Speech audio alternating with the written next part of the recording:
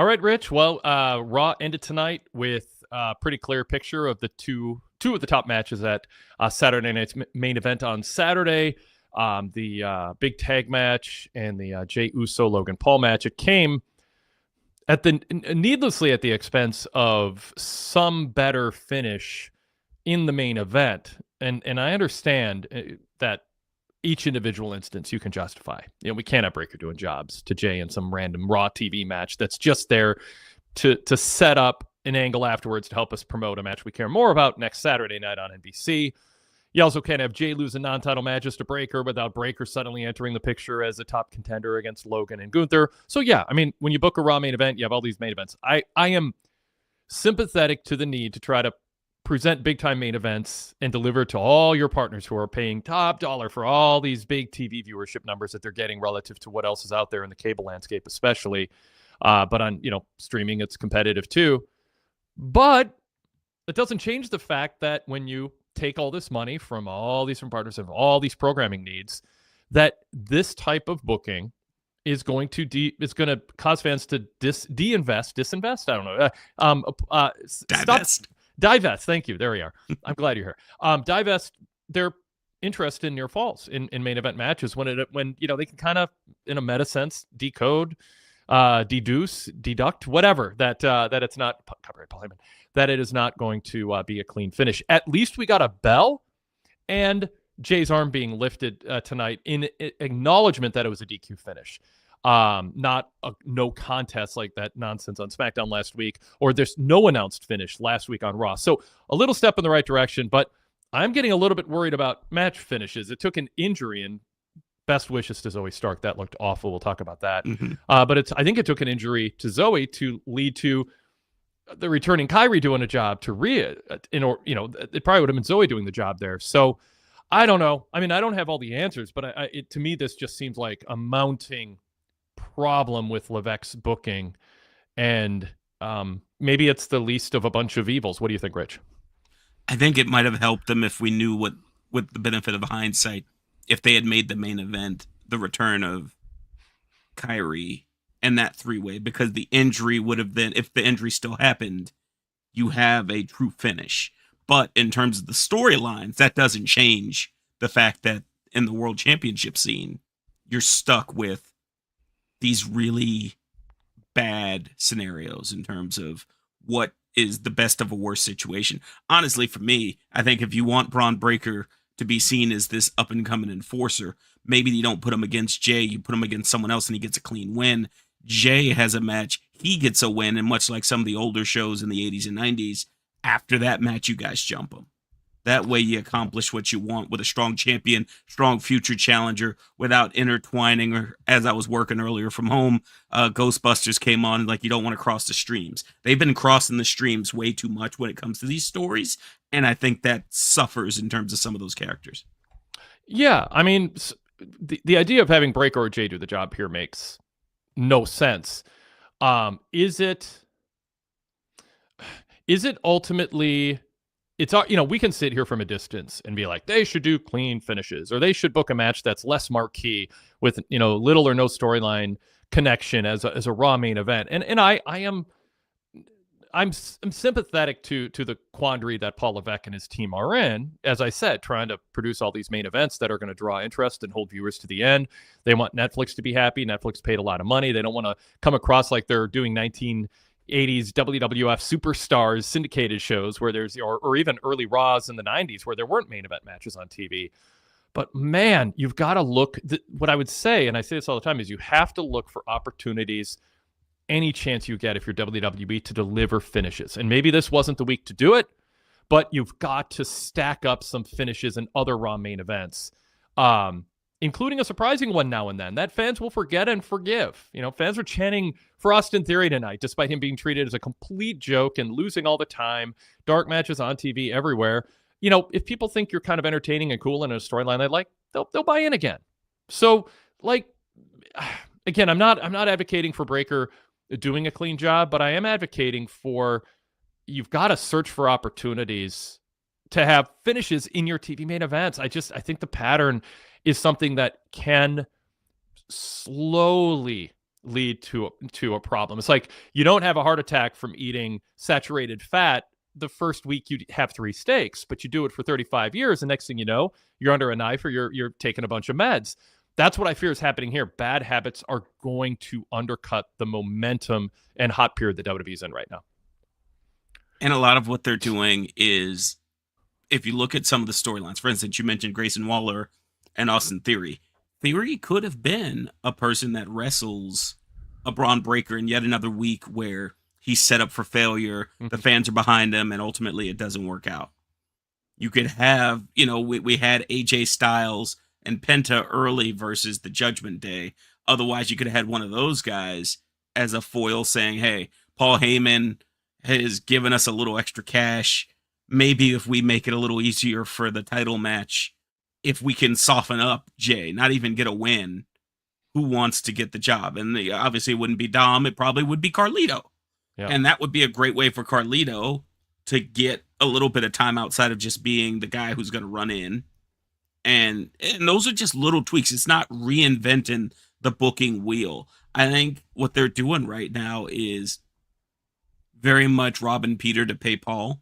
No pun intended. Mm-hmm. And when you look at, you have Saturday night's main event, they're also advertising for Money in the Bank. They're also advertising for the next thing after that in terms of their next international foray. And so, and Worlds Collide.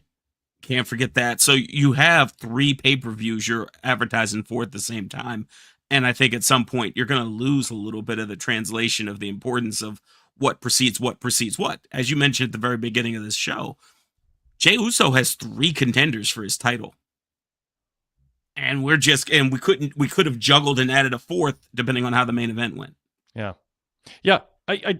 There are solutions, and I don't think we're in an era, Rich, where you need to have a borderline pay-per-view main event match to headline Raw every week. I mean, I think like you could have done a interference finish that led to a pinfall of this as a match that closed out the second hour and had a compelling Intercontinental title match. Or is it IC or US on Raw right now? Whatever, the other secondary singles title. US.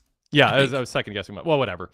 The secondary title, isn't it sad? It's the Intercontinental because Ray and Dominic are the first father-son duo. Okay. Yeah. But outside of Perfect and you have and you have the tag team title. Like you could do the match that's going to be a tag team title match. I don't know. They're just give us a main event with a clean finish to end the show on. And I know they think, well, but we have to have this peak moment to promote Saturday Night's main event that we leave people with. But as we learned, looking at the ratings for the 3-hour Raw before they moved to Netflix, third hour has fewer viewers than the second hour. And so you don't actually have to end the show with the moment that sells the next event the old school way that you did when you're trying to sell house show tickets or pay-per-views. People are going to watch free on NBC. If you tell them an hour 50 minutes into the show, if you get them excited about it, then 2 hours and 25 minutes into the show. So I think there's some old rules that Paul Levesque is following on a format sheet that are painting him into a corner to bad finish after bad finish after bad finish. And it's not just the main event, it's throughout the show, but the main events, it's to me especially egregious. So instead, rethink things a little bit.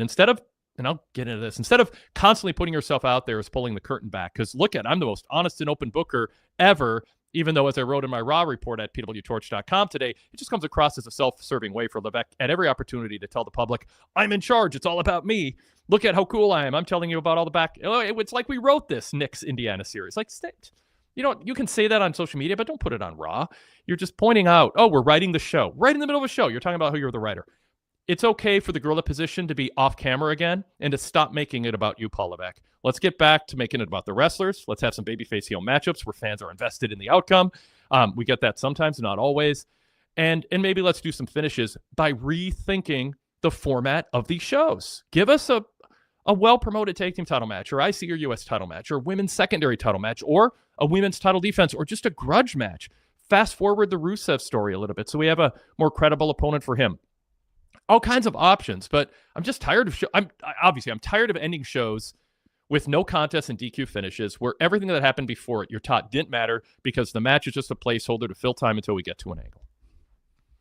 It's tough when you have so many shows and so many things going on at once to have the courage, but I think they need it. If anything, with the amount of positivity, people in the seats, feedback they've received, this is the time to kind of lean into what you're talking about, as opposed to getting easily distracted by, look at what we did. During Raw, I just couldn't help but be overwhelmed by the number of external stimuli they put on outside of wrestling during the show. Like the commercials are like completely, and no, even the last one, which was the Real American Beer, that was, sure, I get it, but everything is just like that Real American Beer ad is a microcosm of what's going on in Raw, because it's just chaos. Yeah. It's like Terry Bollea is cracking open a beer, and you have a poor 3D rendition of an eagle flying behind him, and then it cuts to the Mount Rushmore and all this. It's just chaos, and that's what Raw is. And it's not the chaos that you had during the Monday Night Wars. Instead, it's a reflection of, and as a person whose mind often goes into the woods, I can say this with certainty, a chaotic mind. It's a chaotic mindset behind their writing. If anything, I'm a little afraid of seeing their behind the curtain show, because I want to see how they get to this as the decision.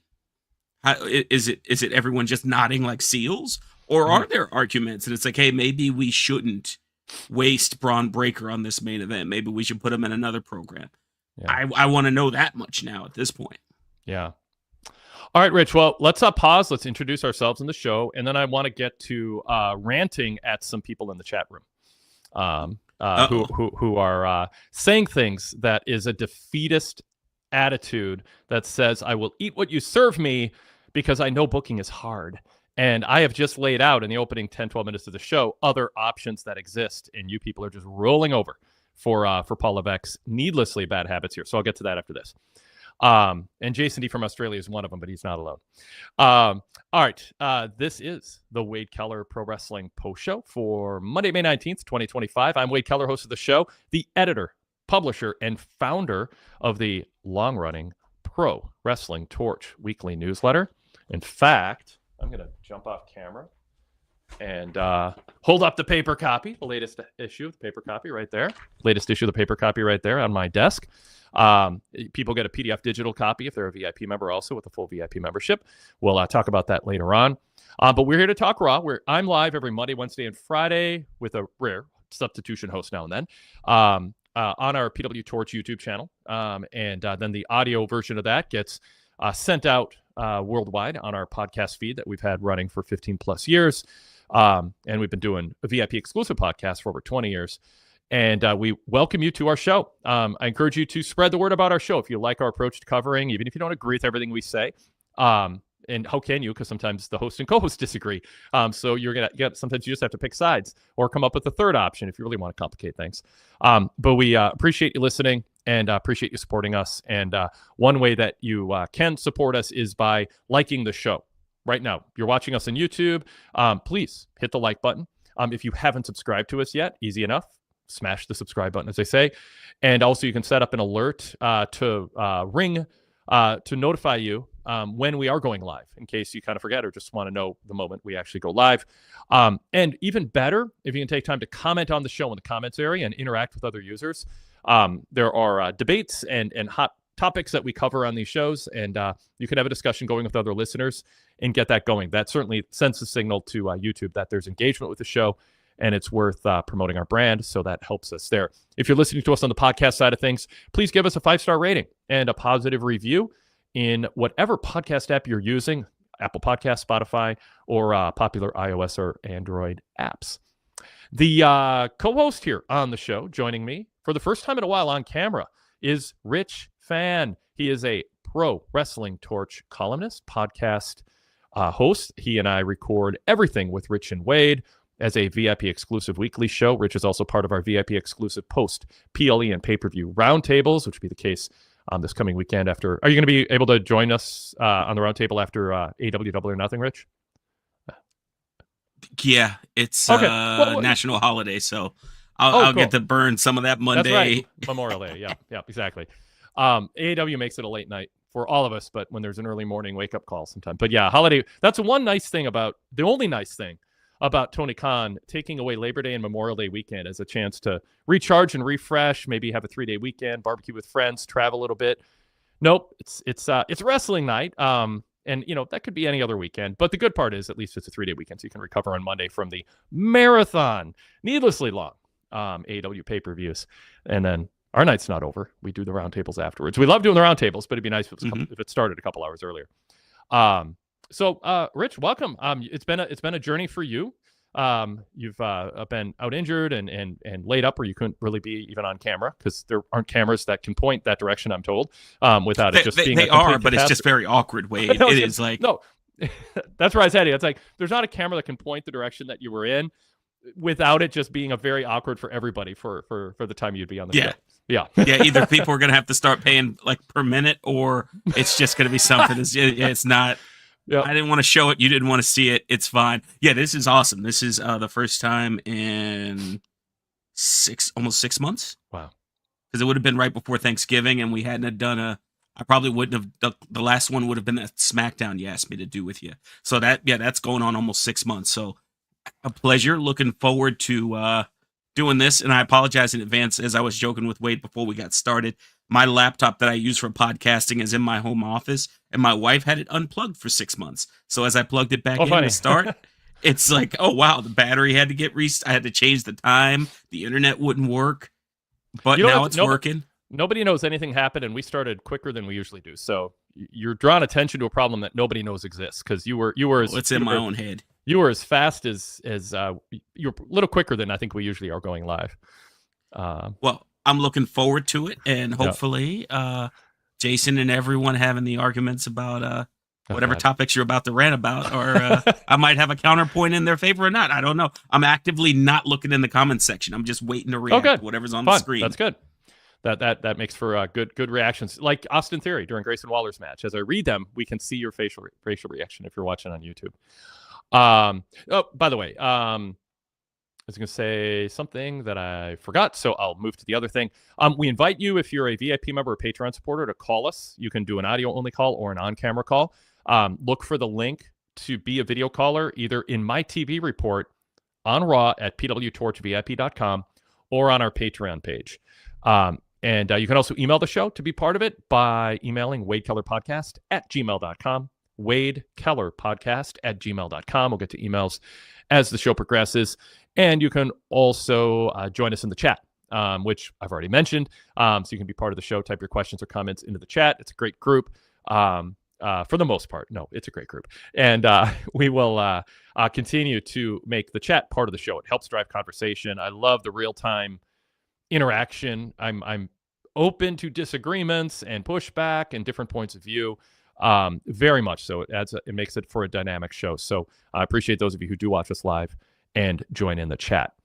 You can always follow along my live coverage of Raw, Dynamite, and Smackdown on our website. It's free for everybody, PWTorch.com. I have analysis, mini rants, observations, and just a detailed rundown of the show. If you want to get a sense of what you're missing, if you missed part of the show or all of the show, you can watch or read my report as you're watching the show, or just catch up later on the website. VIP members get an ad-free a version of the report on our ad-free VIP website. All right. By the way, tomorrow, Greg Parks, Pro Wrestling Torch columnist, will be joining me on the flagship. So that is a podcast-only show. So if you happen to be listening to us or watching us on YouTube, the only way to hear our flagship show is by subscribing to the podcast feed, because we're not on camera on YouTube for that show. Greg Parks will be joining me tomorrow, and you are welcome to download the show Tuesday night. Search Wade Keller in your podcast app to subscribe. You'll see a blue logo and a red logo pop up. Subscribe to both of them. The blue logo has our weekly flagship, pay-per-view previews, interviews, flashbacks, and more. The red logo shows primarily our post shows with some flashbacks and special episodes there too that are not part of YouTube. So it's worth subscribing to both and hit refresh daily to see what pops up. And while you're at it, subscribe to the PW Torch Daily Cast. Search PW Torch for that to pop up in your podcast feed, Spotify, Apple Podcasts, wherever you listen to podcasts. The Daily Cast has a different show each day of the week with different hosts other than me with different themes. AEW-centric, WWE-centric, the indie scene, the 90s Past Cast, our post-pay-per-view shows, and more. Brandon LeClaire, I believe, will be hosting our AEW Double or Nothing post-show on Sunday night, so be on the lookout for that. Okay, so let's get back to the Raw discussion and the chat comments. Jason D said, might be an unpopular opinion, but I don't have issues with non-finishes and main events on Raw and SmackDown as long as I don't get them on PLEs and Saturday night's main event. So I do think that that's Levesque's thought, is that fans who pay $350 to go to Raw don't think they deserve a finish to a main event match between two marquee wrestlers who they invested 15 to 20 minutes of their time into, popping for near falls.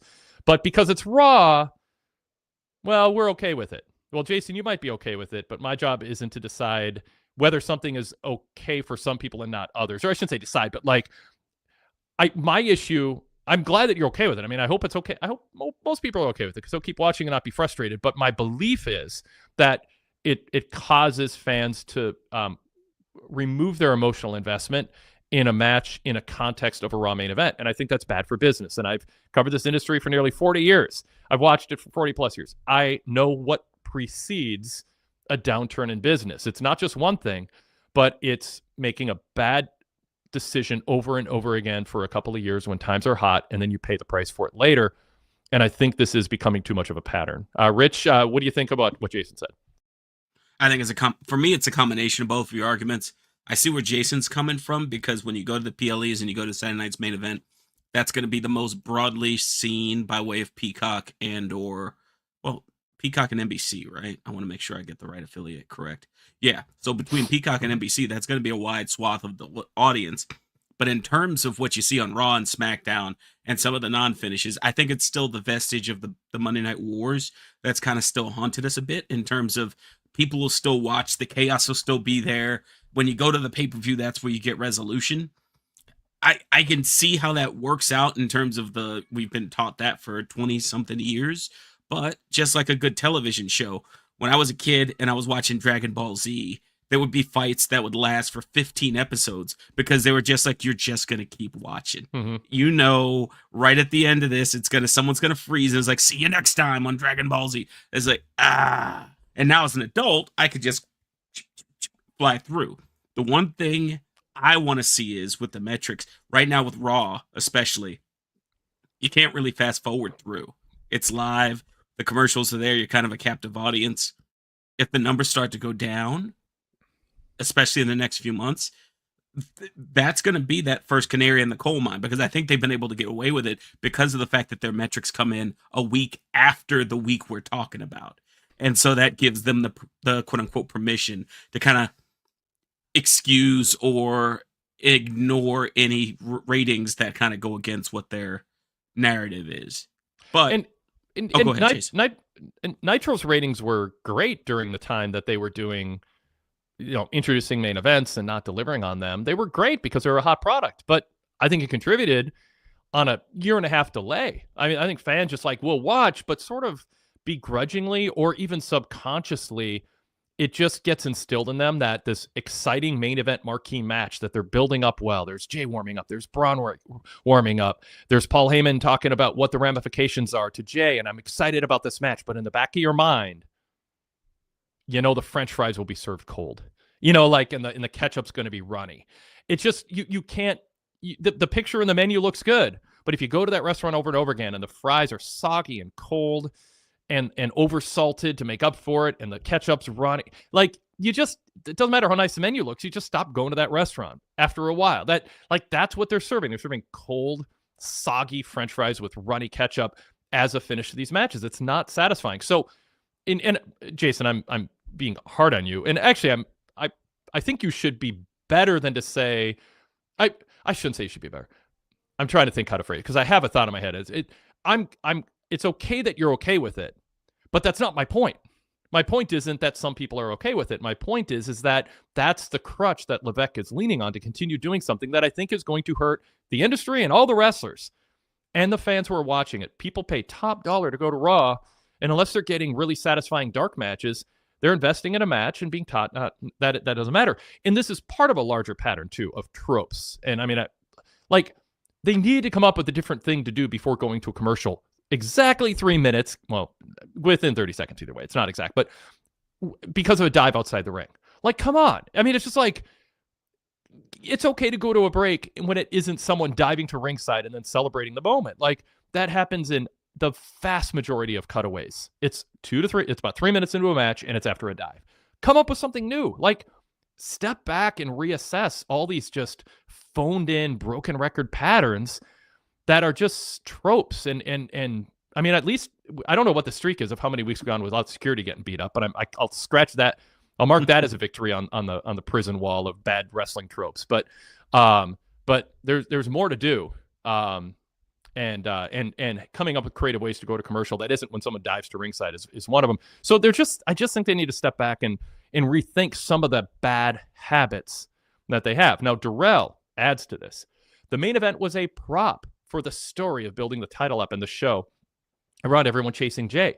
I hate that they're doing this with a main event match, but I want them to continue building Jay. And he adds, also, I like that they're having heels meet and talk to each other without changing who they are as characters, like with Logan, Gunther, Seth. Okay, that's a separate topic. We'll get to that later. I want to stay on task here. I didn't actually mean to read that quite yet. Derek said they could have had Jay chase Seth into the ring and take a spear for a cheap heel finish. And I hate to be settling for lukewarm fries rather than cold fries. Like, but yes, I mean, a finish is better than a DQ, like a pin of some kind with the excuse for the loss, building in a little, a padded landing for the babyface taking the loss because of some interference. I'll take that. Derek says, I'm very forgiving of DQ finishes, but tonight it felt lazy. You can book a creative heel finish that does not diminish Jay. And Dougie Dog says, I don't like to feel like I wasted my time. And the main event made me feel like I wasted my time. And Edward Sladdick says, Jason D, I don't disagree with you, but too often the match doesn't matter. Sure, we watch for something to happen, but it's a cop-out to not have finishes and clean finishes.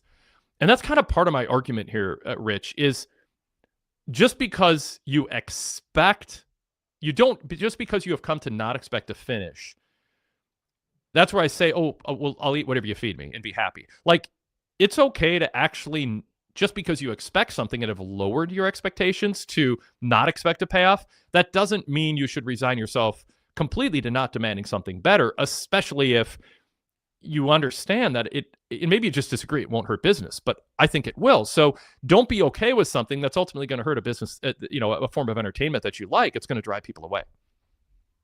I think there's a balance when you talk about the idea of hurting the business. Well, I guess my first question before I answer yours is, what gets you to warm fries?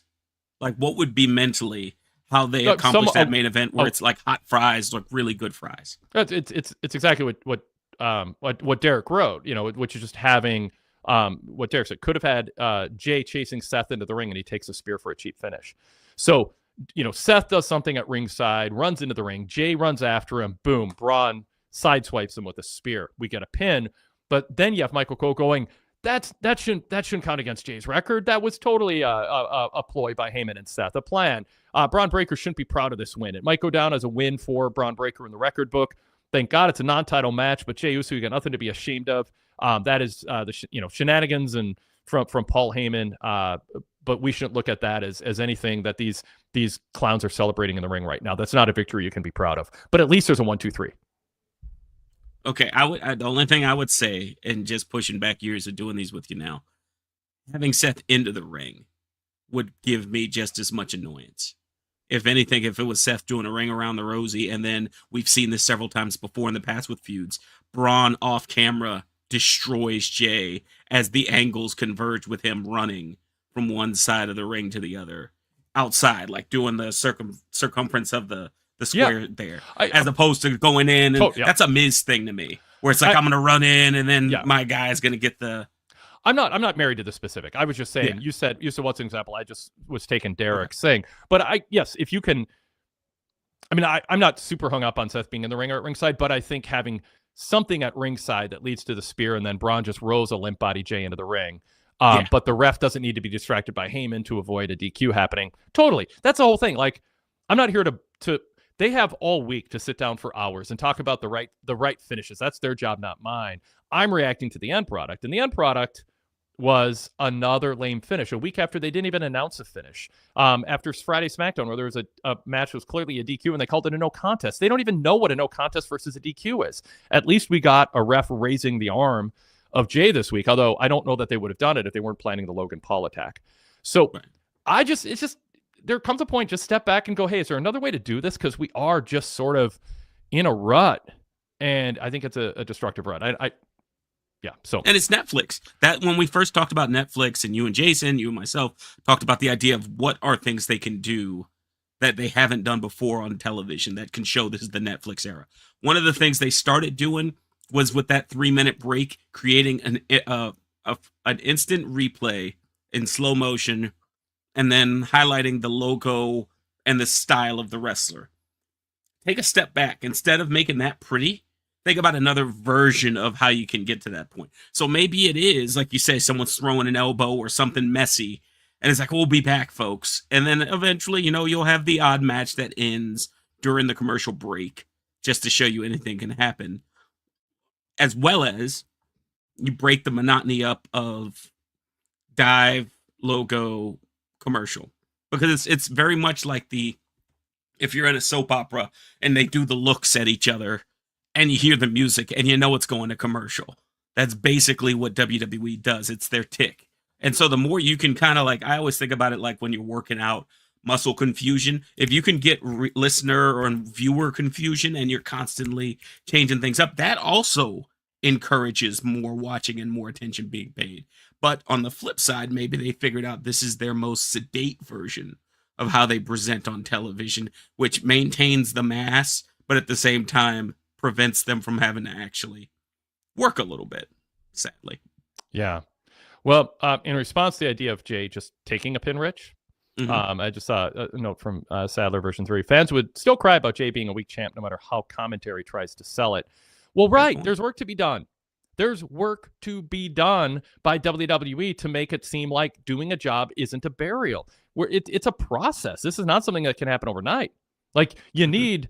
Derek Hubbard says, I do think the hesitation to have top people doing jobs is a negative byproduct of fans decrying buried every time someone loses. Fans partially created a monster that plagues all American wrestling. That's the thing. But the first big star who loses a match like this, clean or semi-clean on Raw instead of a lame DQ or no contest finish, people are going to go, oh, God, they're burying him.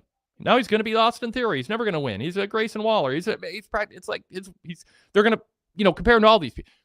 But then when it happens for 6 straight months, once or twice a month on TV, suddenly it's like, a football team that's considered great, but they have a 14-3 record at the end of the year. Okay, well, yeah, they lost 3 games, but that's part of sports. You lose sometimes. You imagine if the NFL, not that it's booked, but pro wrestling's supposed to be a simulation of sport. Imagine if the NFL said, well, our Super Bowl champ can't ever lose. So we're going to have them play 17 games. They're going to be 14-0, and we're going to have 3 non-finishes due to run-ins from another team or snowstorm or the grounds crew says the field is unsafe. All these, and then fans go home without a finish. It would be ridiculous. Paul Levesque needs to look at booking wrestling through the lens of we're simulating a sport. And I don't care if, I should say, okay, it's wonderful that fans are popping huge for CM Punk. It's great that they did angles to set up a Saturday night's main event, but it is getting concerning, this lack of brave booking. But it is something, as Derek points out and Sadler notes, they have to re-educate the audience, Rich, to be okay with it. And there will be, the first people to do it will be seen as being buried. But within a couple months or a few months, people go, oh, that's the way they book now. I like this better. It's interesting because, as Derek pointed out, and Sadler mentioned with Jay, one of the biggest culprits of the buried trope is the guy booking, because he was the guy that was beating people 20, 25 years ago and completely trying to snuff out whatever light they had because he wanted to maintain his position on the card. Now that he's become the happy uncle, he can do some of that massaging and this is the best time. But then, as I mentioned, going into WrestleMania season, with some of his contemporaries, I can imagine they'll look at him and say, okay, really? You want me to lose? Like a Randy Orton, a John Cena. I'm trying to think of someone else who would have been around at that time. Some ways now, Cody, Mhm. given the power he's amassed. Like, there's a pushback from some of those folks. I think him and Punk are different because they would have been the first two I thought of as the point counterpoint with, am I going to lose? Am I going to win? But now that they've become buddies, it's more, someone has to have that conversation and someone has to be willing to eat those losses. And I'm trying to think of the top star that would be the most willing to do it. And the first person that came to my mind is out injured with Kevin Owens. And look at Gunther. He's Yep. lost. He's like, oh, better man won. Becky lost. Charlotte lost. She goes, oh, but did Tiffany look like a winner? Like, there's ways you can spin a loss if you're heel into gloating about how much of a beating you gave your baby face and how it was lucky. Drew McIntyre can, oh, I lost, but man, let me tell you why it shouldn't count and why. So, and then baby faces lose and they're like, man, I put up a fight. They were better than me that night. That's like honorable. That's what Draymond Green sounded like after the Wolves beat him 4-1. He's like, yeah, they were a better team, and no excuses. Even if we had Stephon Curry with us, I think that team would have beat us. Like, he almost said that. Like, of all people, him being like this super great sport after, like, you can turn yourself babyface even as a heel by being a good sport about that. Should be built into this. Like, it's okay. Another comment, Dougie Doug. When you're as hot as WWE is, you can get away with a lot, but the bill is going to come due eventually for these bad finishes. Now, I will note too with Jason D, who I, gave me an opening to rant a little bit more. Jason admits he's here for storylines. He's here for promos. He's here for angles. He fast forwards through matches. So he's not experiencing something that is essential for pro wrestling to work. If every fan was like Jason D, pro wrestling wouldn't exist as it does now.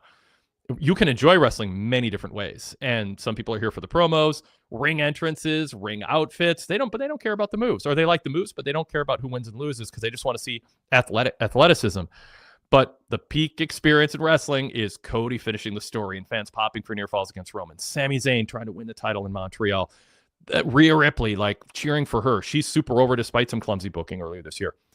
Fans want to root for somebody to win, and they want to get behind somebody. That's still a peak experience, and it's not pro wrestling unless you have a match where the outcome matters, and you have to make it seem like the action leading up to the finish, hopefully there is a finish, matters. And if you start teaching people, well, on Raw it doesn't, but on Peacock it does. On weekends we do finishes, but we don't on weekdays.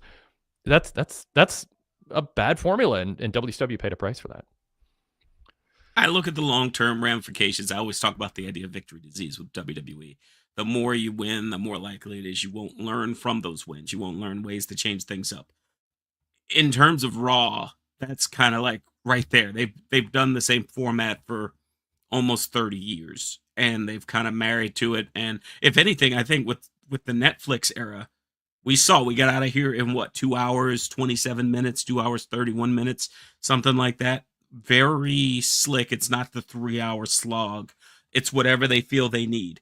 If you can figure out from a time stamp standpoint what you need, you should also be able to feel like from a storyline and an in-ring perspective. So everyone's served. Like Jason D's served, the folks who are looking for a good match are served, and the folks that are looking for resolution. Because I think the more you delay that resolution, the more you teach folks, like you say, that there isn't a resolution to be had on this show. Yep, well put. A couple more and then move on to other topics here. Chris Johnson in the chat said, just kept looking at the clock. Once it got to about 9:23 Central, I knew the run-ins were about to start. It's boring. It's noise in the background that I follow somewhat closely every week. Derek Hubbard says, surprisingly, we have reached an era where fans complain more about stars doing jobs than the stars complain about being asked to do jobs. Andy, the Mario and Sonic Fan 2000 said, losing is a part of life. Get over it, WWE. There's no shame in losing sometimes. Chris, in response to Derek, Chris Johnson said, true, Derek, the fans have to stop acting like a guy's buried by any loss. It's ridiculous. And Chris Johnson adds, it's absolutely fine if Jay beats Braun clean. The match shouldn't be booked, but it would still be fine. Jay is the champ. Braun is the up-and-comer. No shame. And that's the thing. First of all, you don't have to book this match. Like Darrell points out, it's wrong for Braun to lose to the champ, who's on a wave right now. Plus, your top star on the show. Braun is on a heel stable that needs to add more heat than anything else. So the point is, if you can't do a finish, don't book the match. Find something else. Plan 6 weeks ahead all your TV main events and go, you know what? When we look at this flow chart of our booking, the last 6-8 weeks leading up to May 19th, we're looking at the chart. We're doing way too many unsatisfying non-finishes on our TV shows. So what can we do to eliminate 2 or 3 of them in the next 2 months? And then you go, well, we could put Jay against Braun in the middle of a show instead of at the end and build up something that will be a satisfying main event on Raw.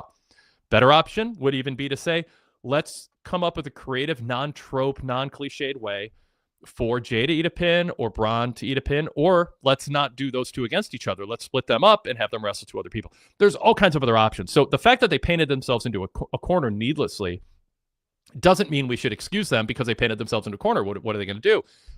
They get paid a lot of money from Netflix. Plan 6 weeks ahead and figure it out so we can get clean finishes at the end of TV shows more often than not. I'm not saying 100% of the time. Of course, there's going to be DQ finishes. Of course, and there should be countouts sometimes too. I'm okay with countouts more than a DQ finish.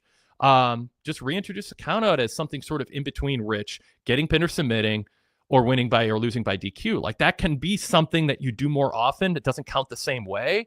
Kind of like an overtime loss in the NHL. Yeah, you get a point, but you don't get 2. Like winning by countout could be a new thing Levesque comes up with as a booking tool that gives us a finish. And then some people are going to groan and go, countout finishes aren't satisfying. Well, you know what? You can train us to think they are. Why are they less satisfying than any other finish? Just because you've been taught that's the case. But if I knock an opponent out, he can't answer a 10 count. I'm pretty proud of myself. But in wrestling, you don't get to be because it's not pinning or submitting someone. So you get to actually re-educate an audience, but take a year. But you can do it.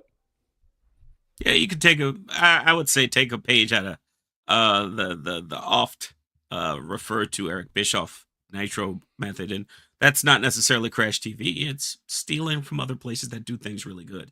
I love that New Japan during the G1 sells a count out win is the same thing as a regular win, and so you have folks like Toru Yano who will use sports tape to tape people to the furthest part of the gate and try. Like he'll have 10 matches. He'll do it 8 times, fail 7. But that one person, he gets a win because he was able to trick him into getting into his level of water, so to speak. And he's the ultimate like cheat thief, all that fun stuff. Additionally, I remember, I want to say it was a couple of weeks ago, New Japan's IWGP World Heavyweight Champion was in a title defense, and it was a double pin with a back suplex. And so the challenger had a gripe, but now you're at the back of the line because that was it was Zack Sabre Jr. So that was your rematch after you lost the title. It was a double pin. Tie goes to the champ. Off you pop. There are other people in line. It's okay. Yep. You have this nebulous finish. It's not a weird finish like you say with a run-in. It's something where you haven't seen it in a while. You have to accept the individuality of it, and you kind of move on. I think for WWE, there are so many different ways you can get to Jey Uso is a strong but ascendant world champ. Braun Breaker, for instance, we haven't even mentioned him yet. Paul Heyman. I think Paul Heyman's role from his physical mannerisms behind Braun is very much old school Dangerous Alliance, very much Bill Alfonso with Taz, where it's like you don't know what you're messing with. This guy's going to mess you up.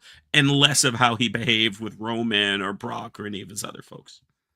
And is Jey Uso the type of champion who couldn't get pinned with his foot on the bottom rope, but Paul Heyman knocks it off? So Braun pins Jay. Then all you need is Adam Pearce. Next week, Paul Heyman goes, hey, we got a whole line of number 1 contenders in the Dangerous Alliance. And you know, obviously, I don't want to, I hesitate to microbook because there are things that don't fit the narrative story they're telling. But illustratively, I'll make this point for a finish. You could have had Jey Uso take a pin, his foot's on the bottom rope, he lets his guard down, Heyman knocks the foot off, the ref doesn't see it. And then Heyman can next week be bragging about it, and Adam Pearce can go, I didn't count that as a win for Braun. I mean, it's in the record book, but it doesn't make him a contender. You cheated. You knocked Jay's foot off the bottom rope. I decide who gets title shots. I decide who contenders are, and the context of a win counts to me. So now you've got a smart GM who's taking context into consideration, and now fans are mad at Heyman for costing Jay a non-title win, and Jay's the type of babyface who can lose and come back stronger because he was cheated. It doesn't pierce his this idea that he can't be defeated. Jay's appeal is that he's a vulnerable champion. but people like him and want to see him overcome the odds. So again, just watch some old tapes like of wrestling. Just like there's so many things that can be done that are more creative than the default boring just pattern of what WWE is doing right now. There are other options out there. Okay, let's start bringing some callers into the conversation. I'm going to start with Jason D because I raised his name, and he might want to add to what he said in the chat. Jason D from Australia, welcome. Always good to hear from you.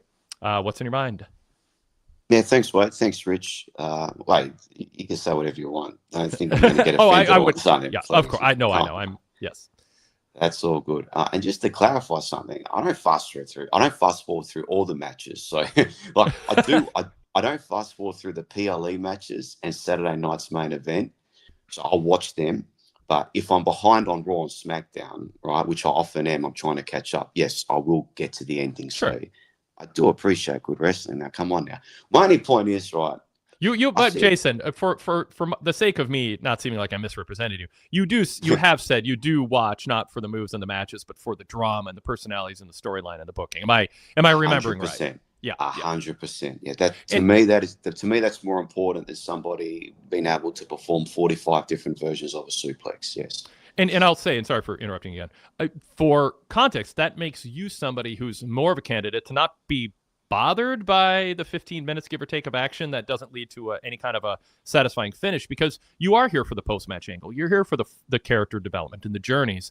But I do think there's a lot of people who watch wrestling at a different level, not better, not worse, not higher, not lower, but just different, who don't think in a meta sense about the challenge, the poor challenge that Paul Levesque faces as a booker, the conundrum of how do we have Jay and Braun, this match that I booked and didn't have to book, neither of them take this huge hit by having to do a job on TV. So I'm so sympathetic to that and understand the challenges of these bookers. So I'm going to be okay with it. They're just watching because they want to see Jay win. And that's the majority of people buying tickets. They just want to see their favorite wrestler win. That's why they sit quietly for a three-way match with three women who they don't really have a stake in an outcome. It ends up being a library in the arena. The exciting thing isn't moves. It's rooting for someone to win. And so you are more of a candidate to not be bothered by it than I think is typical of the average massive boom period audience that WWE has right now.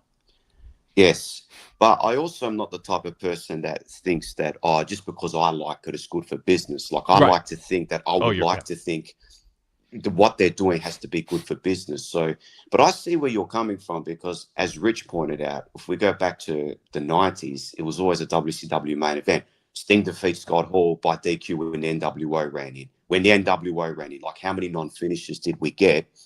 And that was a contributing factor to, obviously, amongst other things, that was one, WCW no longer being here. But I would make the argument WWF took over WCW, I would say because they just had hotter characters and better storylines rather than having more clean finishes. I get what you're saying, but I don't know. I haven't noticed it as much. Like, I don't think fans and you're saying that we shouldn't accept something just because we expect it's going to happen. But I just don't think fans had an issue with this non-finish. I think they knew it was going to happen, and they were just waiting for something else to happen. But it doesn't mean they can't still buy in. Like, I can still buy into watching a movie when I know what the finish is going to be. Like, a lot of movies, you know what's pretty much going to happen at the end, thereabouts, but you still go along for the journey. And it's not like they're booking non-finishes in every single match. Every single match tonight had a finish, even if it had interference.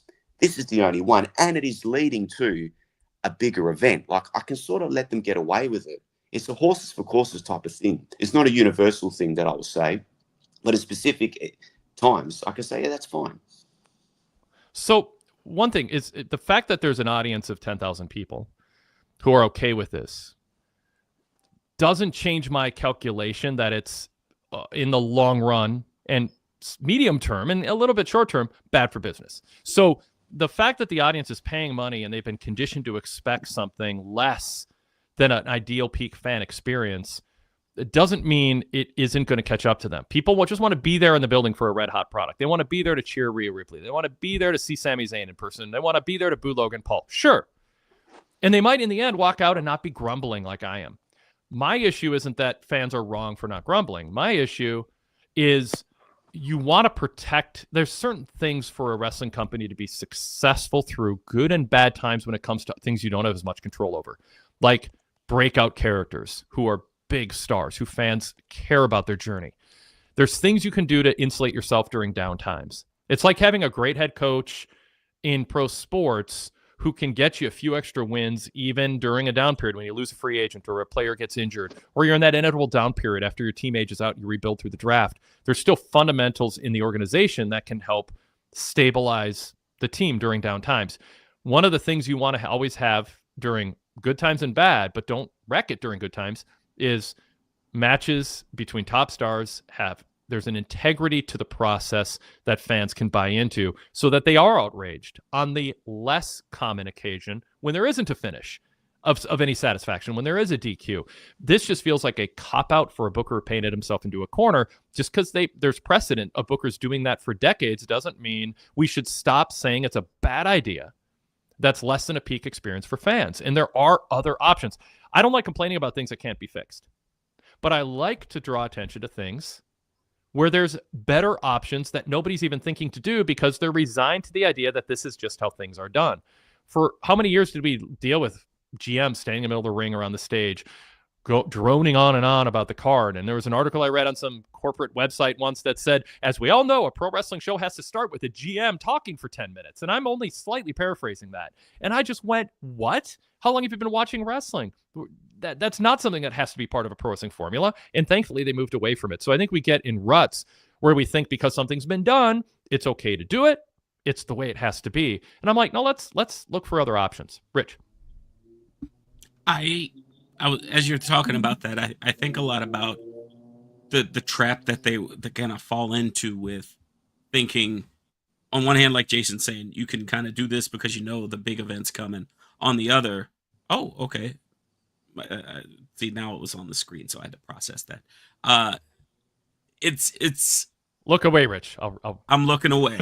It's interesting because when you think back, you would not be a good wrestling referee. You'd be distracted by Paul Heyman. Oh yeah, so easily. So Sorry, people. Go ahead. I went to my buddy Justin's bachelor party. We had an independent show here in Pittsburgh. He came for, and it was so funny. I mentioned it to you, I think, at the time. There was this little girl. The ref would get distracted, and she was losing her mind, like screaming bloody. It was like, "There's a guy behind you!" I would be that ref. I absolutely would be. It's like, I don't know what you're talking about. I don't see him. Where is he? On one hand, you have the easy cotton candy of get the finish, get in, get out. On the other hand, the great unknown of trying to reestablish the norms that you want to set up in terms of the hierarchy of wrestlers. Second, within that hierarchy of wrestlers, who really, like, it's open season on availability of losses. There isn't a person that you can think of where if you put them on the card, there shouldn't be a long conversation if you need for the story for that person to lose. And I think some of it, not even from an ego standpoint, as some of the previous posters put up on their responses and comments, I think for Raw and I think for this main event, the disservice was done with creating the let's wait for Seth Rollins to end this match. If they had done it any other way, I wouldn't have minded it because of the fact that there are 3 standing people for the throne, so to speak. I wouldn't have minded that because then it's a little crazy. Or if it's a big schmoz where all of the contenders are coming out and they're doing stuff, great. But that should be the exception, not the rule. As you've said many times, it's been the rule, not the exception. And I don't want to get too... my focus, I'll put it this way, is not on trying to fix what they did tonight to make it slightly or significantly better. You can, but my point is that maybe this is a perfectly fine finish if they didn't change anything, if they just had worked harder the last couple months to weed out a few other non-finishes. Like, so it isn't so much just to, like, you can say, like, there's a bunch of people in the chat like going, oh, but we have to protect Braun and all these like excuses. Right, there were a lot of reasons to do this finish. I'm not denying they exist. I'm genuinely sympathetic to it. My idea is step back and go, if this is the finish that you think is important to have a DQ ending on because of a run-in, and because you want to protect the champ Jay going into Logan and Gunther, and you want to protect Braun from doing jobs because you're trying to protect him. I get that. Then 6 weeks ago, we need to do 5 weeks of clean finishes on TV so that when we get to May 19th, it won't be that bad that we did this. That's my point. It's like you have to look for excuses. So sometimes that means other matches that were booked need to be changed. Or if you go, you know what? For the last 5 weeks, and I'm not sitting here with the chart in front of me. I'm not. I don't want to make it sound worse than it is. But like, let's say they have a bunch of bad finishes on Raw and SmackDown or non-finishes and all that.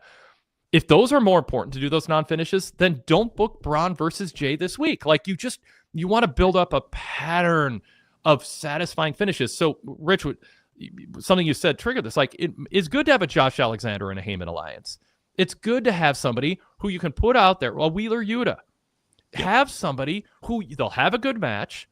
You still want to watch because there's Heyman and Seth and Braun at ringside.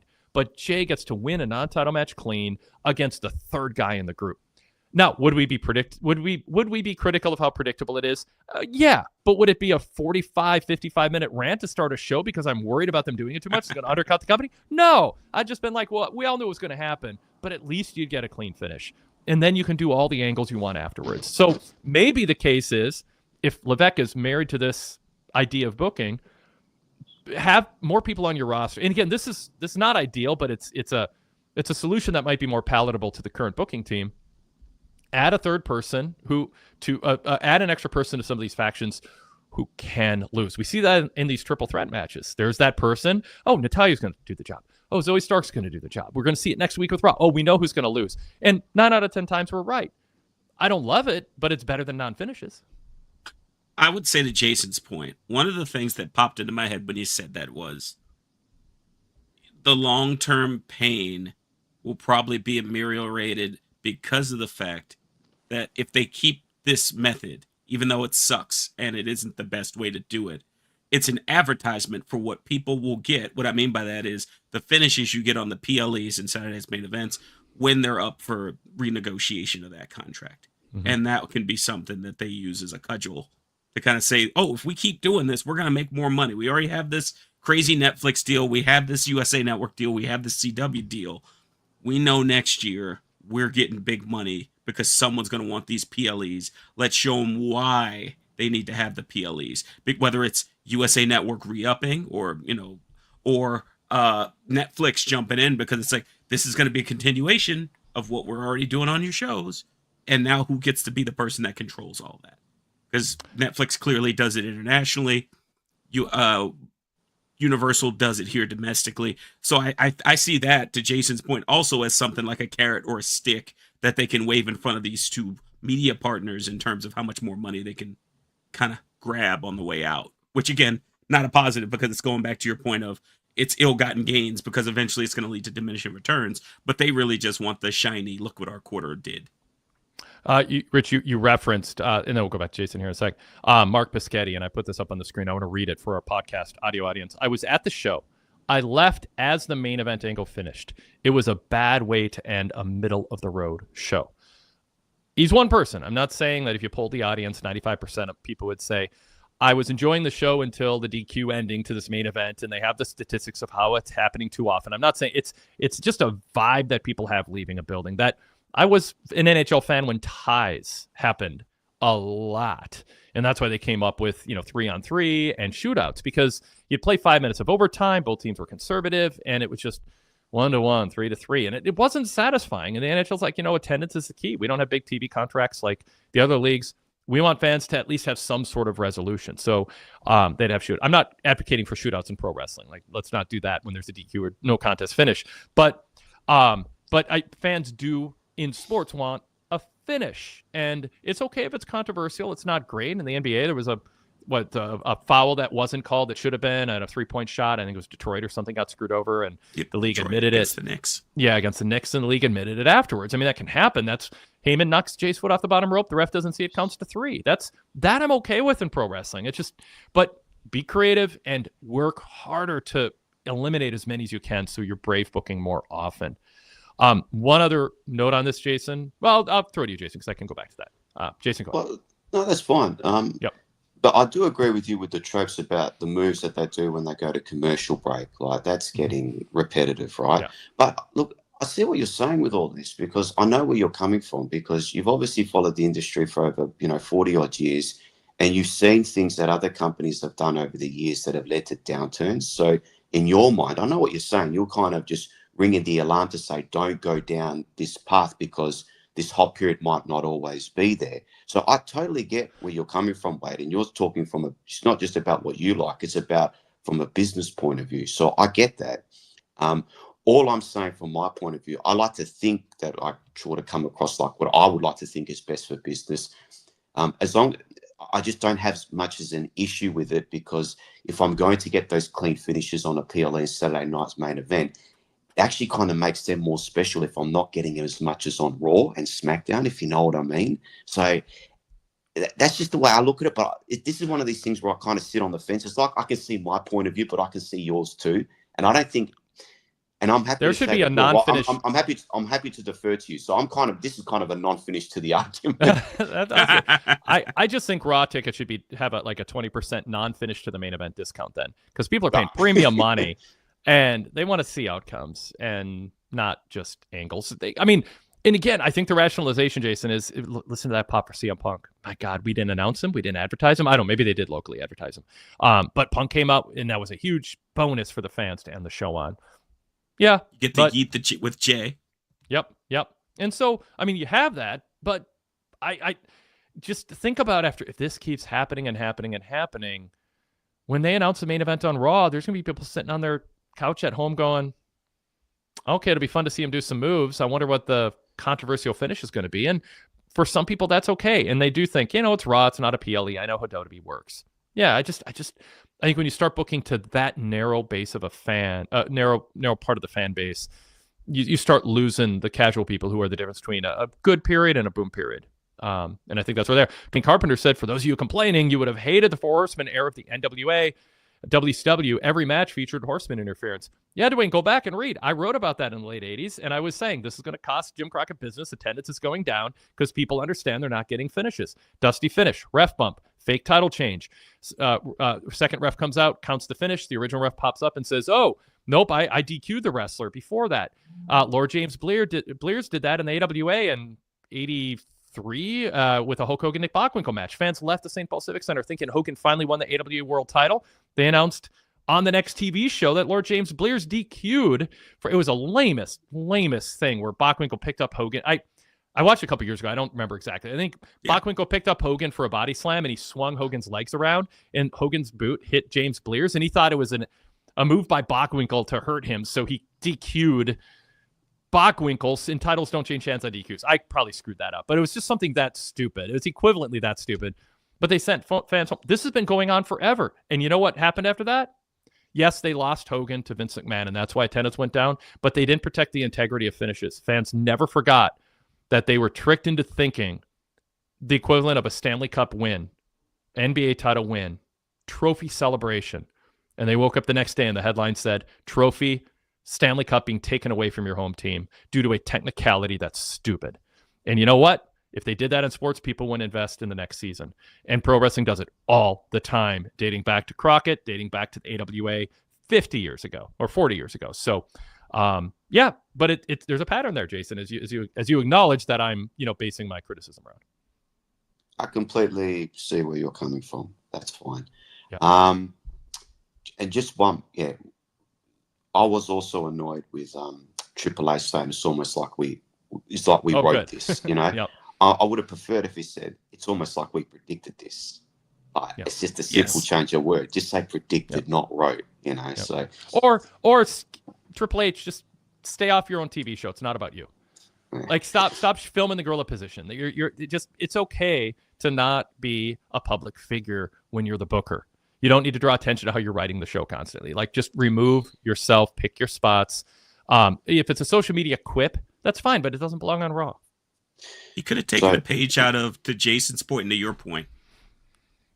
Tony Khan did this recently. They debuted Mina Shirakawa and he gave her new music. And people roundly panned it. And by the end of the match, she had her original music.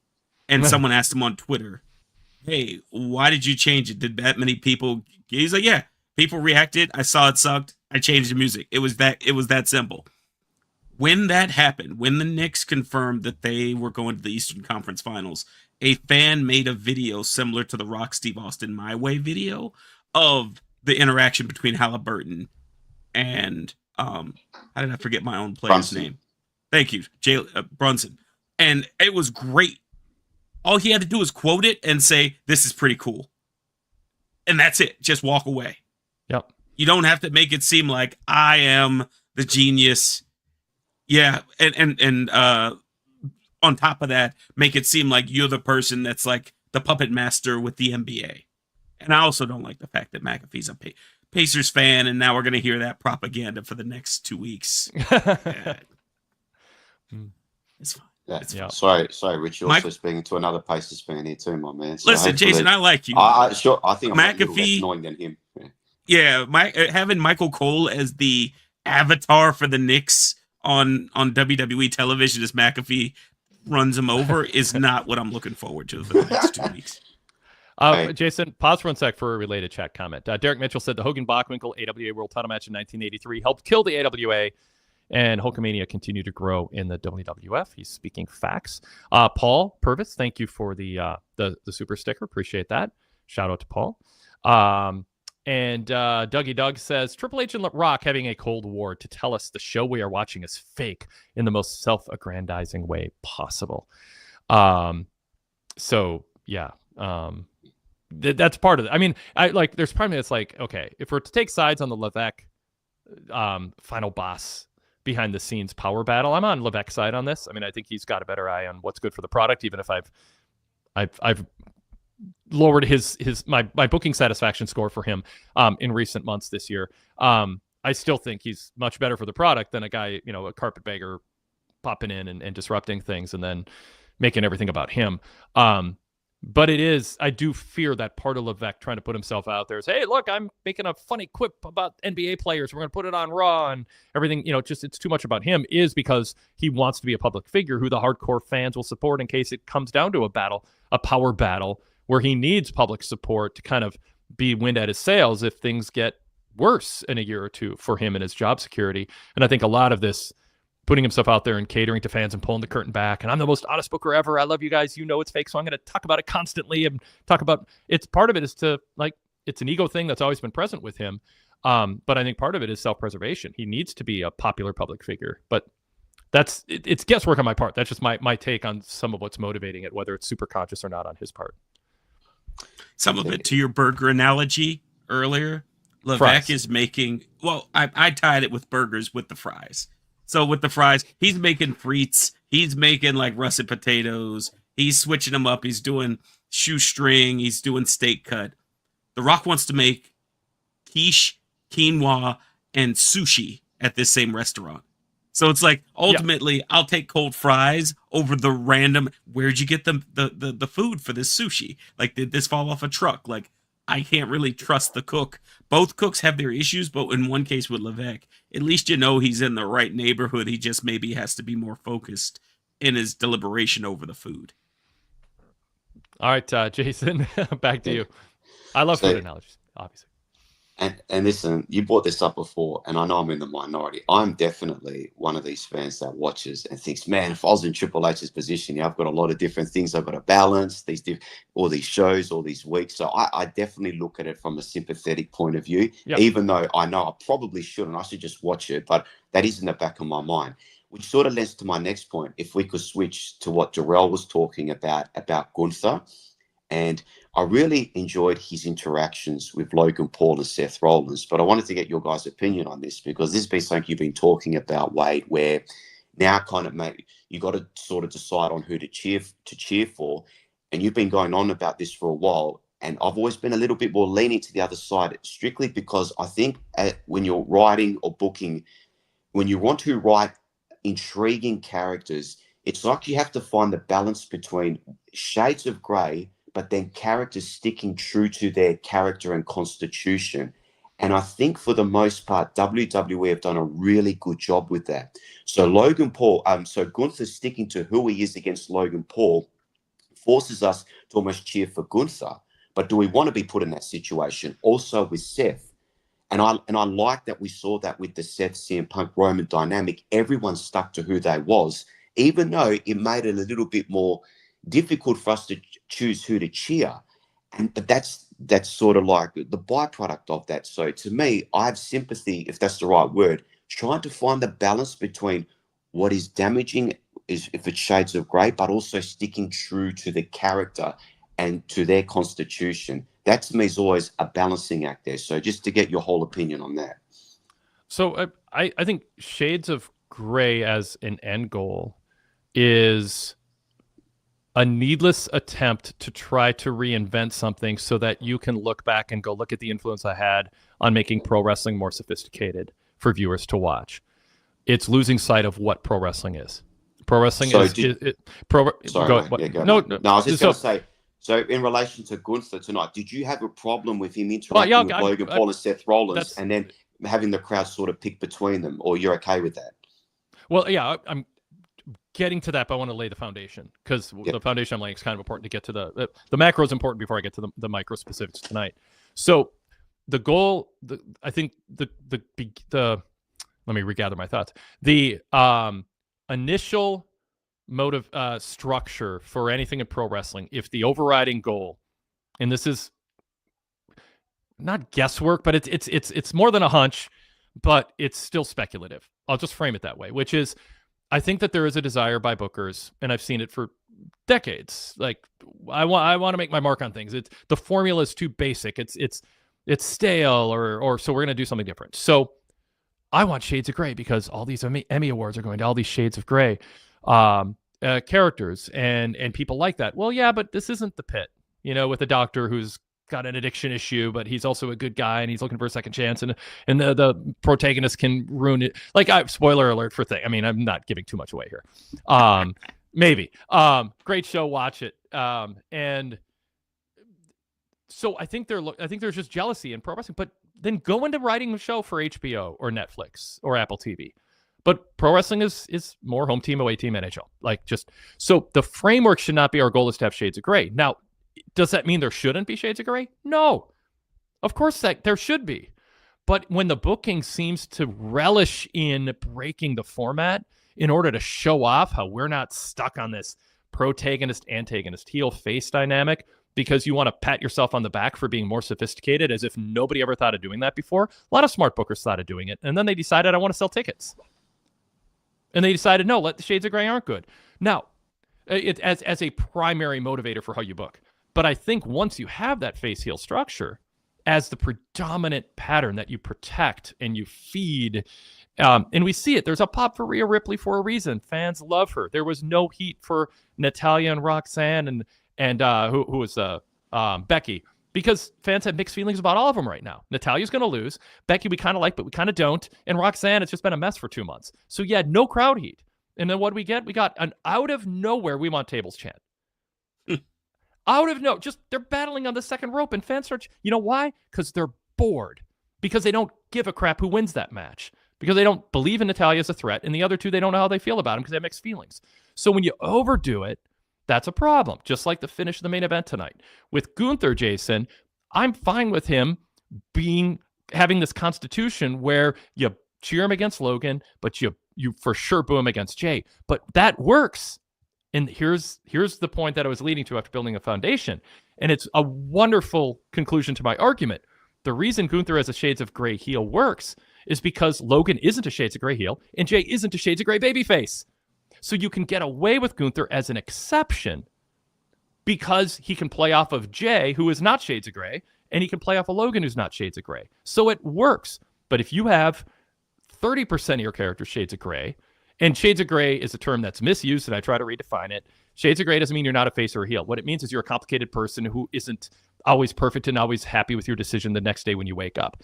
But you're still either a baby face or a heel. Gunther's still a heel, but he can be the lesser of two evils on occasion facing Logan.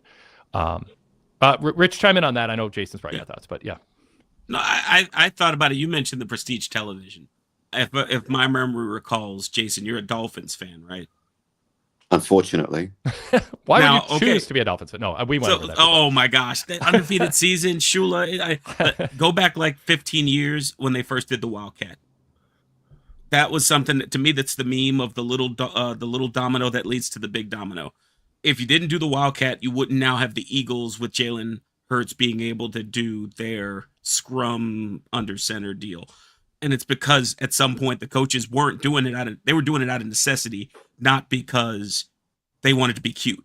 But then every other coach decided they wanted to be cute and add a Wildcat, and it made it easier for other defensive coordinators to dissect, defend, and destroy it. And so now it had to lead to another evolution. Same thing with wrestling. I think a lot of times people are it's almost like the Princess Bride. They're so focused on, I know you know that I know that you know about this, unless I provide, you enjoy. Very creative driven. Like this weekend, I went to go see Final Destination. It's as simple can be. How many weird ways in a Rube Goldberg machine can people die in a horror movie? It isn't, they're not looking to make it like, I'm going to make this the dramatic version. I'm going to try to, no, we're going to feed you what you got.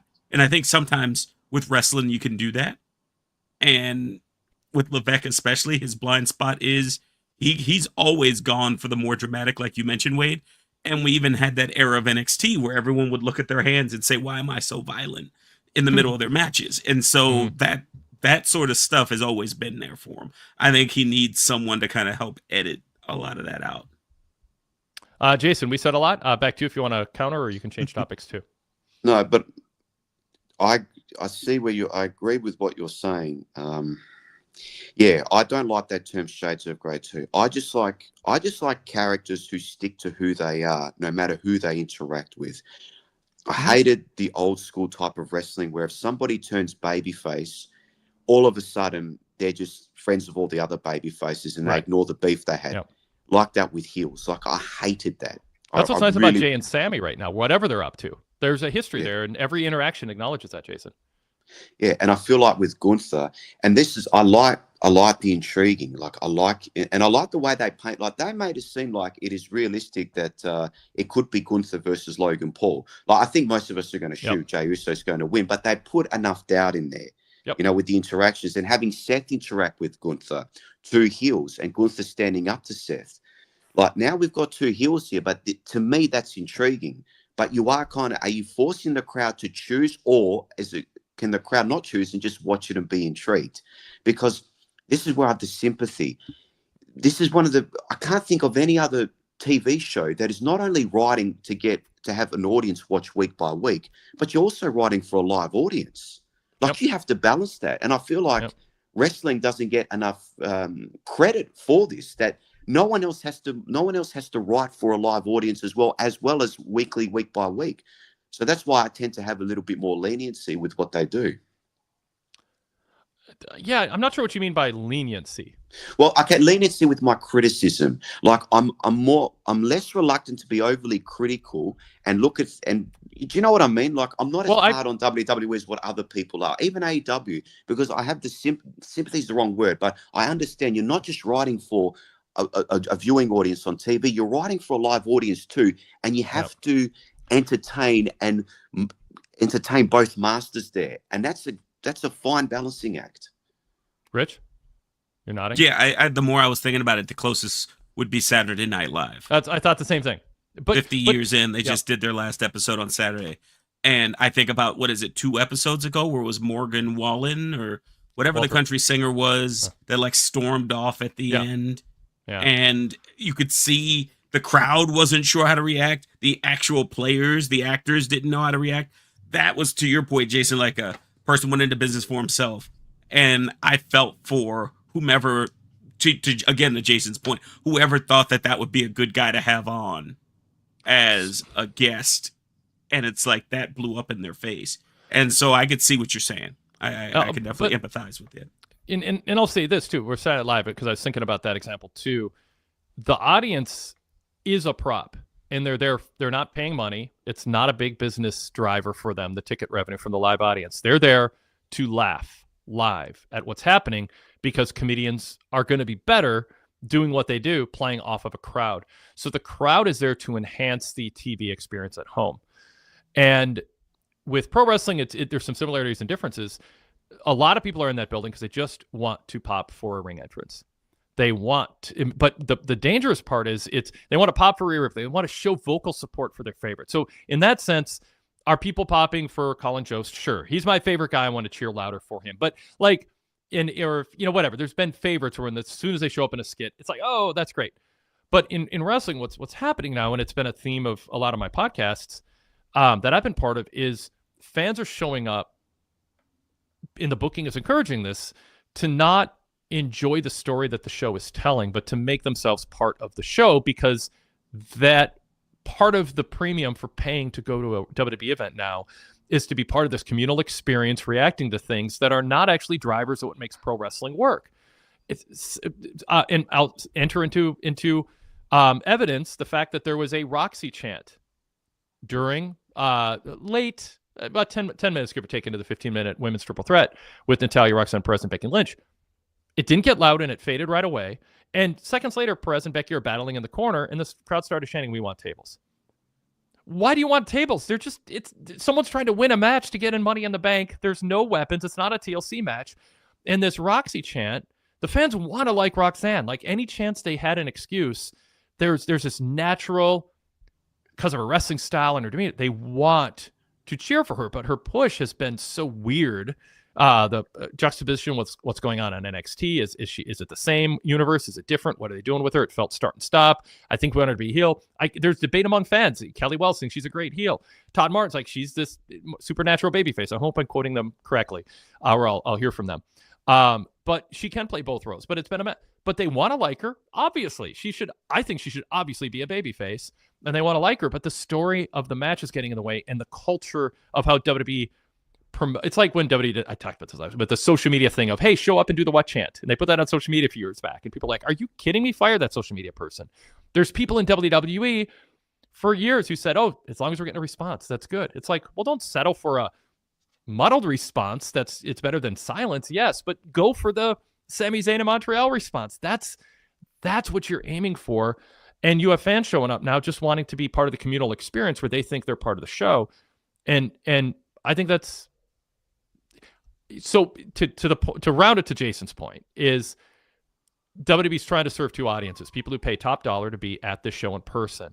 But I don't think you should be booking differently for them for whatever airs on TV as what you're booking for the TV audience. I think those should be in synchronicity. What's best for the TV audience should be what's best for the live audience. Great crowd responses to ring entrances, popping for near falls, cheering when the face wins, booing when the heel loses. The crowd is enjoying themselves, and it's enhancing the TV experience at home. So I don't see that they're in conflict unless you're doing what WWE's done lately, which is convince fans that it's about them. So sing and chant and tell us what moves we should do next. We're taking suggestions.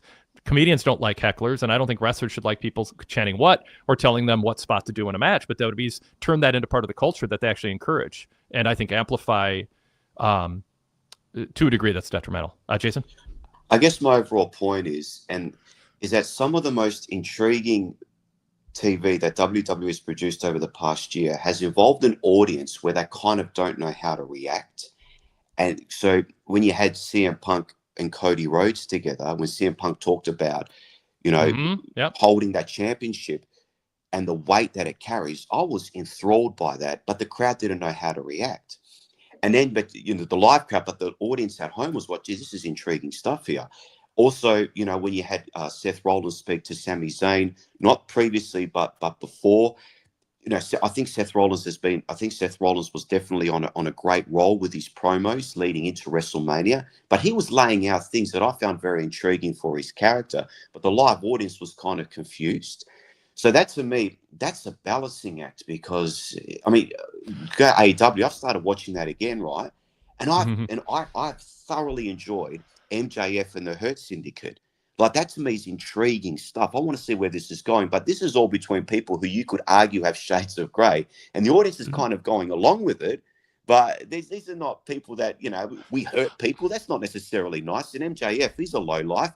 but we're so intrigued where this is going. You know what I mean? It's finding that balancing act, and this is where I say I'm a bit lenient towards the criticism, because sometimes the most intriguing interactions with the characters might lead to audiences being like, I don't really know who to cheer here, but it's intriguing. So that's what, because you have to serve both masters, the week-to-week TV audience who you want to keep captivated, but also the live audience where you want to get a reaction, and sometimes they don't coexist with one another. And I just disagree with that, and Jason. I'm okay with that. I'm okay with that. I just so disagree that a crowd reacting to enhance in a way that's in line with the story that WWE's trying to tell doesn't line up with a better TV viewing experience. I can't even think of an example where it doesn't, except for the crowd thinking it's about them and derailing a show with chants that have nothing to do with the drama going on in the ring. So I guess what do you mean by that they're in? Maybe I missed it, or I'm lost my own thoughts. But is that when are those ever in conflict? There was criticism leading into the triple threat match at WrestleMania between Roman, Seth, and CM Punk that we didn't know who to cheer for, and that sometimes the crowd will be booing CM Punk. If Seth Rollins was cutting a promo and he mentioned CM Punk, they might boo, and vice versa. And the criticism was, well, we don't know who to cheer for there. But my argument was that was the most intriguing match at WrestleMania, and it was the one that captivated my attention, and I wanted to know what would happen. But a lot of times the crowd weren't reacting in the way that we traditionally thought they would. But Jason, we've been through this. You can probably pull a quote where I will be called a liar here, okay? But the vast majority of my critique as that story progressed was not that there was anything wrong with it. It's that there was too much of it elsewhere, and it undercut it. So I said this match, for people complaining about the lack of a clear-cut babyface or a clear-cut heel, this match is about the intrigue of what's going to happen in a soap opera type way more than the outcome. There wasn't a title at stake, a title shot, nothing. It was just about this sort of weird, undefined notion of running the industry with the outcome, which was more pretending what the plot was with Seth and Heyman than anything. In retrospect, we didn't know. So I did not have a problem with having those three big stars, because there weren't other great options that they had booked themselves that they were foregoing to book that. My issue is that they were doing too much of that elsewhere, and it took away from it. So I'm okay with an exception, but make it the exceptions. That's what I said about tonight's main event. If you want this to be your DQ finish, fine. I get all the reasons to do it. But 6 weeks ago, make sure you don't do it any other time for a month leading up to it. So with that match, if you're going to have that lack of a true heel, I'm okay with it. But don't do it elsewhere on the card and on other cards and all of that. That's my issue. And I think, Jason, we've been through this before, and you agree that I wasn't one of those people going, this match is awful because there's no babyface or heel. That's kind of dumbing down my argument, because I think that's an exception that works, but it worked less because they were doing too much of it. Yeah, I see what you're saying. Anyway, I think this was a good conversation. Yeah, fun. Yep, for sure. And the positive is that all three of us have our team still remaining in the NBA playoffs. So best of luck to everyone here. And Rich, likewise. Rich, nice speaking to you, my man. I hope your Achilles is all healed up. I assume it is. It's healed up enough for me to walk and sit around. I still got another couple of months of rehab to get the range of motion, so that it. Yeah, so man, that's a tough injury. Oh, and what about? I mean, speaking of injuries, so I hope you get better there, my man. But what about poor Zoe? Yeah. I mean, did you see the still for that poor? No, I don't. I don't want to look. I replayed it once and I watched it just to see if it was a real injury, and I don't even want to look again. She can't catch a break, eh? No. I mean, that's just terrible. I mean, so yeah, best wishes from to her. From a drop kick of all things. Yeah, the way she landed. Oh God. And that's, I imagine, like, that's interesting. Like, see, that's the type of thing I kind of want to know, but I don't want to know. What goes into then, how does Rhea and then Kairi Sane adjust on the fly to have a one-on-one match? Well, you could see, what I mean? Yeah. No, I was thinking about that. Rhea first was like, oh no, what happened? You could see her, and then she's like, wait, I'm taught to never break character. So then she looks in the sky going, this is an opportunity. Yeah. But the gears are churning when that happens, and this is where you have a commercial break, you have refs communicating, they're coming up with likely a new finish. Certainly it stripped away Zoe, and she would have been integral in what happened next. But you know what? Those are two wrestlers who've worked a lot of matches, and they're able to wing it and make it work. All right, guys. Take it easy. Thanks. See ya. Rich, you want to add anything to the final notes with Jason there? No, I think talking about Zoe particularly, because I think you guys did a really good job with the shades of gray. I have nothing else But I could add to that. Rich, before I go to Zoe, let me say it because I'm going to forget to say it. I think we should have a rule on the show that nobody should say shades of gray anymore. They should say something else that isn't as triggering for me and other people, and actually says what you're saying. It's why cliches lose their value over time, because it just I'm going to challenge pro and antagonists. And that's basically what they are. Yeah. Or in my case, it would be a wrestler who I want to root for despite some flaws, or a wrestler I want to root against despite some redeeming qualities. So my point is when we use the term, I think it means different things to different people, and we need to be more precise in our language in the context of when we're using it to not trigger people, but then be heard. So instead people go, oh, shades of gray, I'm pro, or I'm anti, or I don't like that term. If we use something else, I think we'll be heard. And I think other people will be heard if we challenge ourselves to think of a new way to describe it. Because I think it has lost some of its meaning, because I think it means different things to different people. So I wanted to throw that out there with Jason, but since you brought it up. It's like the idea of the anti-hero, and very, very rarely used, I think, if ever, an anti-villain. You have a person who you like that has irredeemable qualities, a person you dislike, as you just said, who has some redeeming, like you can understand it. Yeah. But you still say this guy, gal. And I'll say, because sometimes when people go, oh, you're against shades of gray, so you want, and I've heard this myself from people I respect, oh, so you want everyone to be Bob Backlund or Abdullah the Butcher. It's like, when have I ever said I'm against complex layered characters? My issue is I just want those complex characters to be positioned in a way where if there's somebody who fans like, they're sympathetic to their struggles and they're rooting for them more. Or they're temporarily questioning whether they're rooting for them as much as they could in the past. There should be a purpose to it, but they're still ultimately, it's aiming towards them either being cheered or booed. And I think a lot of people think Shades of Grey is like prestige TV, where you're rooting for somebody who's awful.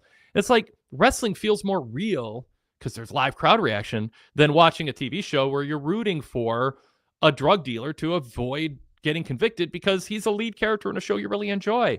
It's just, so to me, like Shades of Grey, literally, it's like the word Smurf in the Smurf cartoon. It can mean 100 different things depending on context. And yeah, so Rich, you're going to talk about Zoe when I jumped into Shades of Grey. Yeah. I just thought that given she's very similar to kind of the stuff that happened in NXT, where you'd have a spate of knee injuries and it was always the same 3 or 4 people. I feel like on the main roster, Zoe's been that woman where if someone's going to get injured, it's her. And I don't know what it was, because when you look at the spot, she was trying to go 3/4 of the ring with the drop kick. Yep. So that already was like, maybe from a producing perspective, maybe you want to move her a little closer, or maybe that spot isn't something you want to do with someone who's got a bum knee to begin with. Yep. It's the injuries in like the NBA, like the Achilles, it doesn't happen on a basketball play. It's usually somebody doing an unconventional move, like diving for a ball on a turnover, where you're moving in a direction suddenly that isn't part of the natural flow of the game. And so for avoiding injury, like for Zoe, like you might make the argument, do conventional moves, but don't do conventional moves unconventionally, either to show off or because that's what the spot calls for in the match. It's something that you don't practice that's unconventional. Steph Curry lunging for a ball on a turnover where he turns direction to, or actually it was the Celtic, Jason Tatum. That's Tatum. Yeah, it was Steph Curry's injury was just, he's an older guy who, it just happens, you know. And usage. Think about the prior series before they got to this point. They played every game to get to the play-in, and he played like 38 minutes. Yep. But with Jason Tatum, it was going for a loose ball that isn't just dribbling or dunking or defending. It was a unconventional moment. And like Naz Reid he was diving for a ball and he came up limping because he did something unconventional. He had to adjust to not land on a fan hard. So the idea with wrestling, like, you know, well, injuries are going to happen. They definitely are. But don't do things that are that's a conventional move in an unconventional circumstance, I guess would be the advice. Do when you can, do something that's more practiced and patterned. Yeah. But I mean, it's interesting, Wade. It's like the bump card. You think about a bump card in general. Same thing happened in basketball. When you think about Tatum, I actually got into a really good conversation with a sports orthopedic surgeon about this, where you have so many kids nowadays playing AAU, all these other divisions, and then you get to the NBA. His 27-year-old Achilles and my 43 at the time year old Achilles had a lot of the same usage because he had been running up and down those courts far more than a person that was 27 15 years ago would have done, 10 years ago would have done. And so same thing with these wrestlers. As you add these new futuristic moves, there is, like you're saying, try to be a little bit more simpler. But I think when you're injured, I would love to just have a coach sit you down and say, what feels right for your body, what doesn't, and let's figure out a move set or ways you can win there. Because I feel like that story of her jumping across the ring, that's something EO would do to Kyrie. That's not something I expect out of Zoe Stark. Yep. I mean, play your position, so to speak, too. By the way, Standard Deviation said it's like Adam Cole simply hopping off an unfamiliar staging setup. Yeah. All right. Let's go another caller here. We've got about 20 minutes left in the show here, so I don't want to get to emails and other things we haven't talked about yet, by the way, on the show, but we'll bring Danny in for his thoughts. Hey, Danny, welcome. Good to see you. You're muted, Danny. Okay, that's what Now you're not. I couldn't remember. I couldn't remember if I was muted or not. All right, I'm gonna be fast. First of all, everybody should go VIP just for everything with Rich and Wade and the everything mailbag. So I'll get that plug in. Love it. Thank you.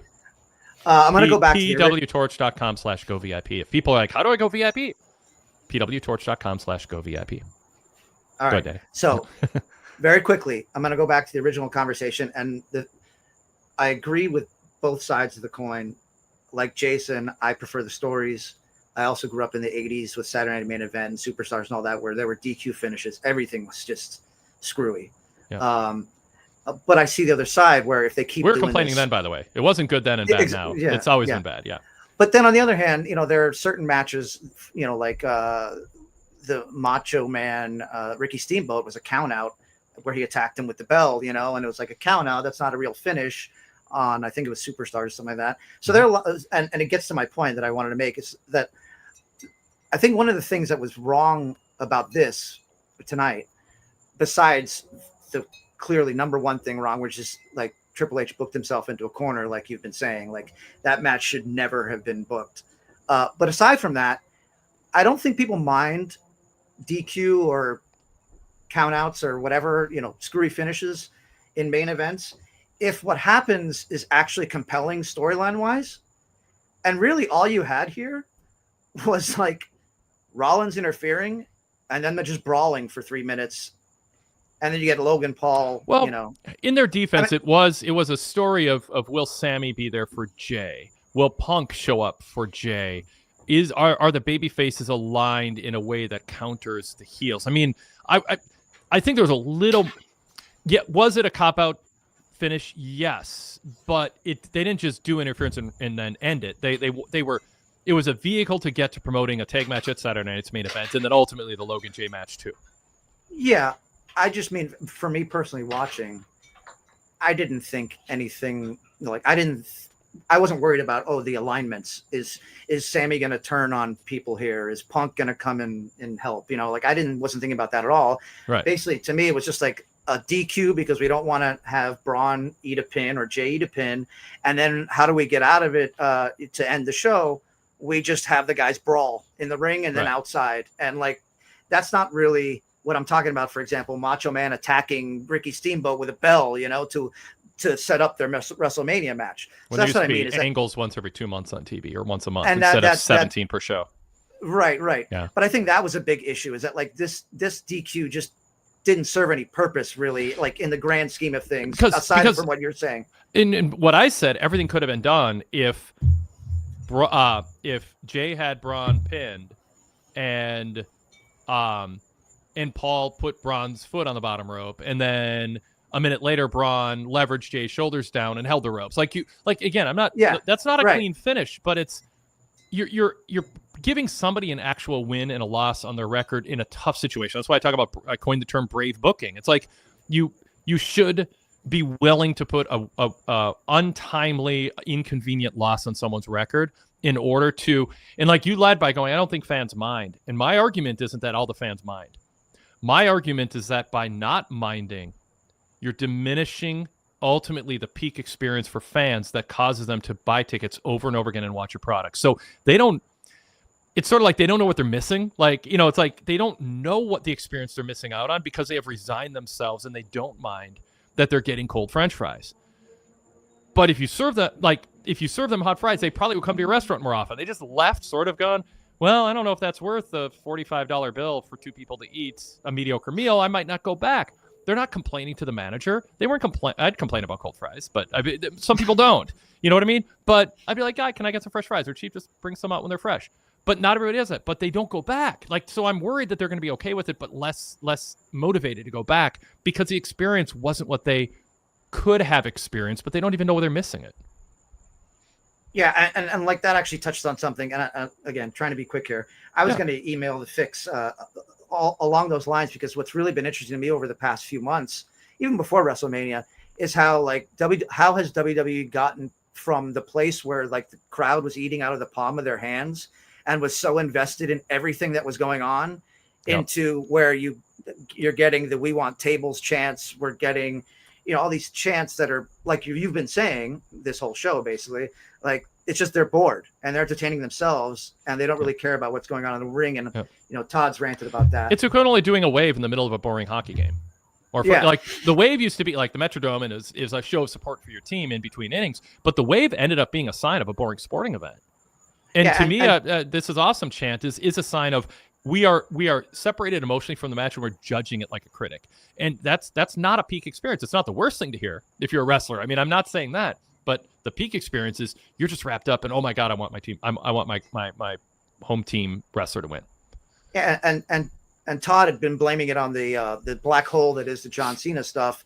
But more generally, like, I think it is the reason why that's happened is because of the booking getting worse, like you've been talking about. Yep. And one of the things, just to move things along here, that I think Rich will appreciate, being a psychology person, is that along with the DQ and just the screwy finishes constantly, is that the lazy booking in my mind, or not lazy, but I should say it's a crutch that bookers have had for decades and decades and decades, is the idea of primacy and recency effect on a TV show or on a PLE, where what they want everybody, all the viewers to remember, or what they think the viewers are going to remember, and what they want to put in the prime spots are the first thing you saw and the last thing you saw.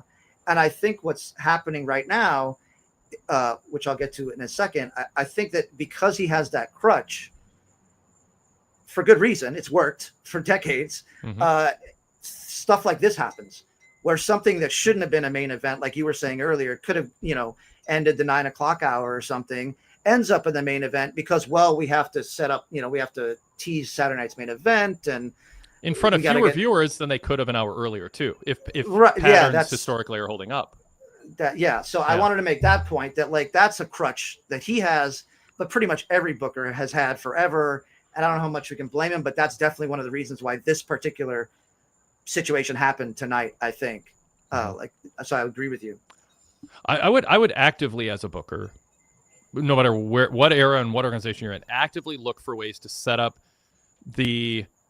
I'm trying to think of it, not using the word structure again, but the structure of my company to include, and this is repeating a point earlier, I guess, where you have a secondary title with challengers where you can do clean finishes, or you have factions with somebody who, yes, more often than not loses. You don't necessarily want a main event with that, but you want to have a lot of tools in your toolbox besides what we saw tonight.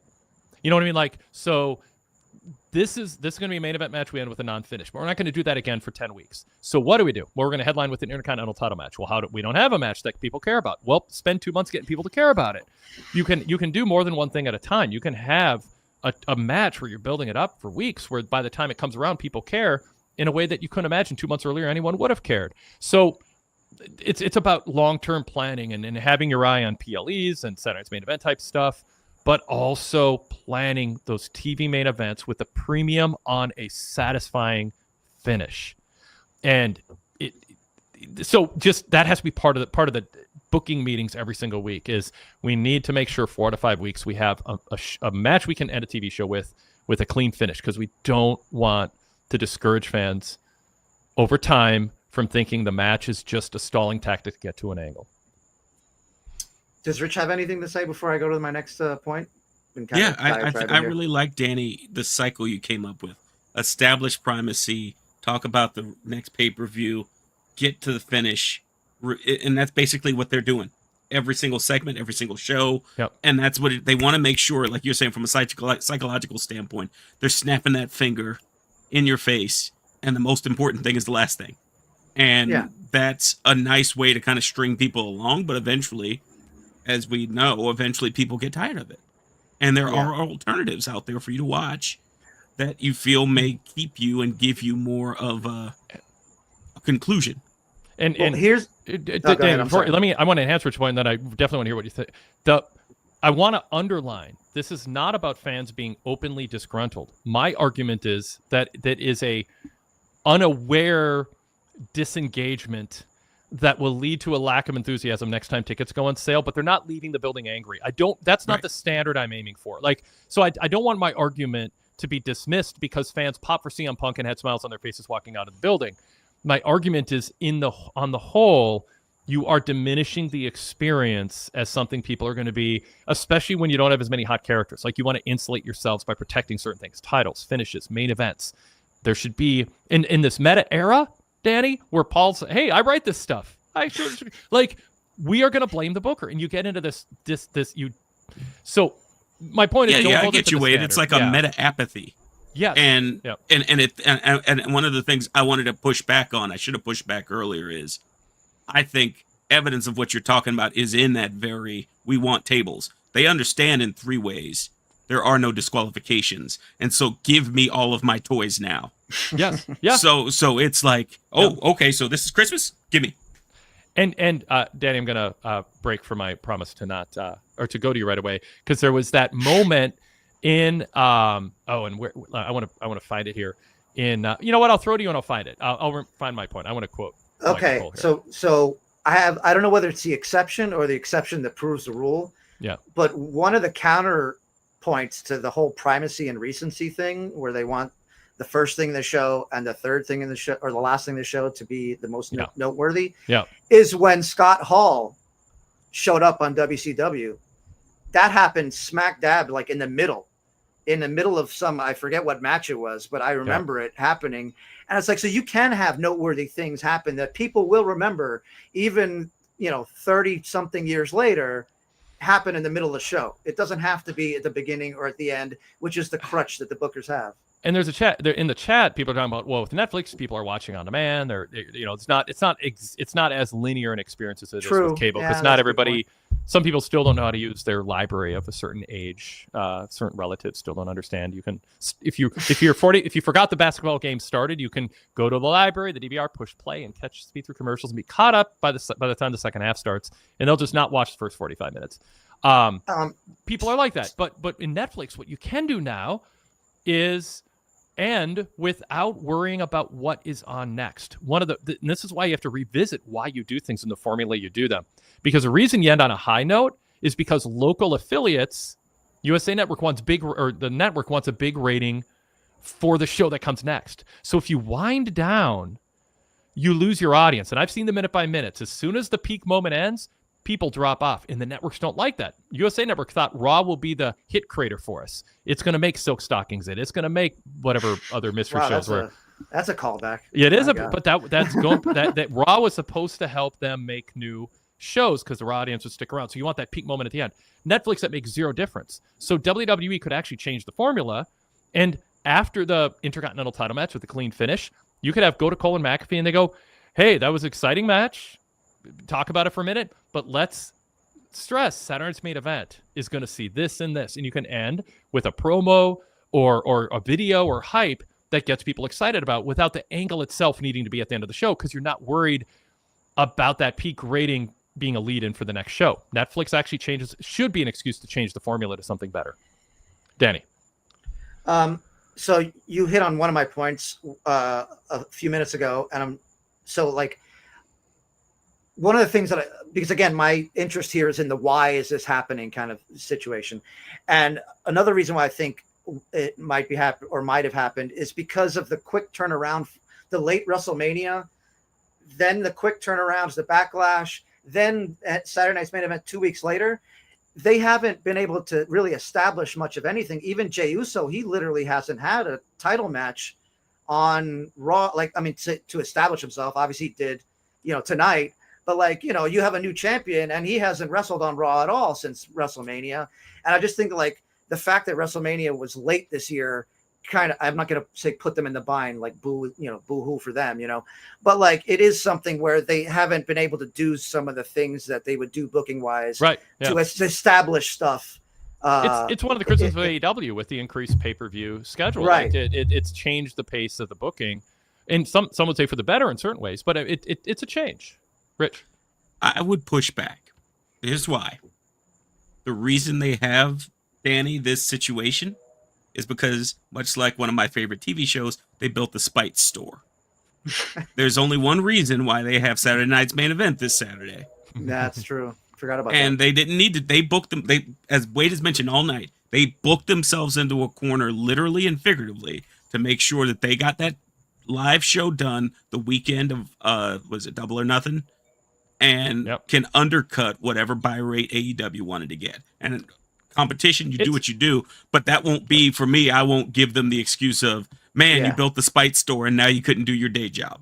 Yeah. Your neighbor kid, your rival neighbor, is selling lemonade to help raise funds for like new equipment for his sports team, and you're the rich kid who lives a couple doors down, and you just go sit out and give away lemonade to spite him. That's what WWE does when they put Saturday's Main Event on NBC. They're spite giving away lemonade, so no one's going to buy it 2 doors down. I mean, obviously they get money from NBC. They'd be doing it, but the place on the calendar it falls. This, I mean, obviously, and loading it up with a NXT show. I mean, it's like, I mean, whatever. I mean, it's competition, and I mean but it is what it is. It is a spite store. Also. Yeah, no, that's a great point. But once you get past that, though, Danny, what do you think? So, like, let's take Saturday Night's Main Event off the table. Money in the Bank and the world title scene or whatever you wanted to go. Do you feel like once they're past this, it's going to be easier for them to maintain that kind of staccato, that rhythm going into the pay-per-views, or do you feel like even that's going to be still a little janky? No, I don't think it's going to be janky. And there's also something else because, back in a previous life, I used to do a model to predict Raw ratings. And so I kind of, awesome. I kind of know the variables that now granted, again, we're, like you said, we're in Netflix territory, not cable, but there was one of the main things was, and everybody as a wrestling fan, this is not rocket science. It's like the ratings and the viewership, whatever you want to call it, are very cyclical. And the post WrestleMania leading into the month before SummerSlam, they just don't like it. It just, people stop watching and they kind of, I wouldn't say rest on the laurels, but this is one of those periods of time during the year. Like the times I called during the fall, where it's like, we're just going to get these shows that are just like middling. They're so mid and nothing's really noteworthy is going to happen. And they're just doing it because they've always done it.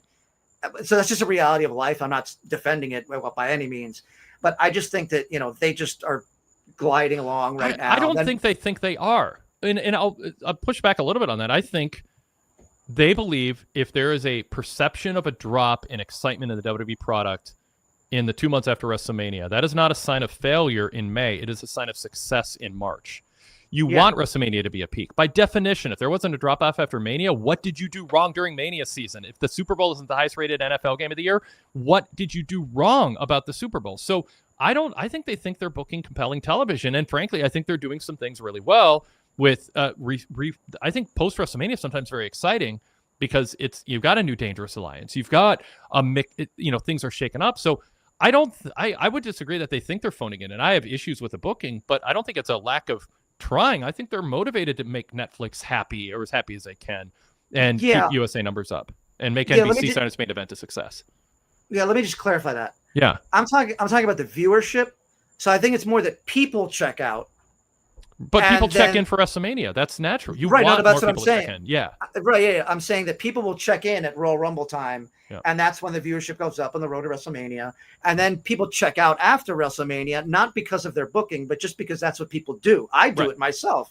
You know, and then and I'm not saying any of this is conscious. I'm just saying this is the reality of how it works. Yeah. And like, but anyway, let me get on to, because we're getting late here, and well, I've got one other caller in 3 minutes.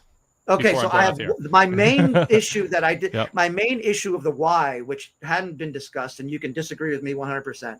Yeah, is that I think one of the issues here, and it's related to the fact that the whole discussion of nobody can take a pin, right? None of the main eventers can take pins. I think one of the problems, whether it's on purpose or not, I don't know, is that they elevated Braun out of into the main event, right? They put the world championship on Jay. They put the Intercontinental on Dom, which means he's now going to be doing Judgment Day stuff. Okay. And then you look at the people that were in that main event segment. Seth Rollins never wrestles on Raw in a singles match unless this year, all he's done is wrestle CM Punk in a steel cage match on Raw. CM Punk never wrestles on Raw. Gunther hardly ever wrestles on Raw anymore. Logan Paul certainly never wrestles on Raw. So really the only 3 people in that main event segment that actually wrestle on Raw are Jay, Braun, and Sammy. And even Sammy hasn't really wrestled on Raw very much. And so what you have is a completely hollowed out mid-card where there's nobody there who's credible. And I think Rich alluded to this like an hour and a half ago for a second, that like there's nobody there that's credible that could just take a pin in the mid-card. And, all right, Danny, I think that's a big issue. Got the point. Good. Rich, anything you want to add quickly to that? No, I Danny, it's great being on with you, and I think that's a point that I'll probably explore with Wade at some point during everything tomorrow. Yep. Sounds so, good. All right. if we didn't get to your email, we're gonna cover it on the flagship tomorrow. Danny, thank you. I love talking about this. Call again. Right. I do. Yep. And I do want to bring Darrell in. I'm not kidding. We're going off the air in like 2 minutes. So give me your. Darrell, you can email us or you can make it quick, and I apologize for not getting it sooner. This is like an old school East Coast cast. Darrell's got it. Yep. Oh yeah. Okay. Pick your best point and make it quick. I'm not being rude. I'm just being realistic. Oh, the best point would be when y'all was talking about Triple H and coming out saying whatever about what they were saying. I was saying I didn't see no problem with it, because just in today's world, how people owning up, just you got the NBA was using it and saying it before now. You got the NBA using old WrestleMania poster as the poster for the Eastern Conference Finals. You had all these people and they driving people to watch wrestling. You even got Josh Hart coming out talking about, other players talking in the background that they want to come on WWE. So hopefully they can. Darrell, how does that? I'm interrupting you, not only because we're out of time, but also because I want you to say, what are you saying that disagrees with anything I said? Because all I said is it should not have been on Raw, and he could have worded it differently. I'm all for cross promotion with the NBA.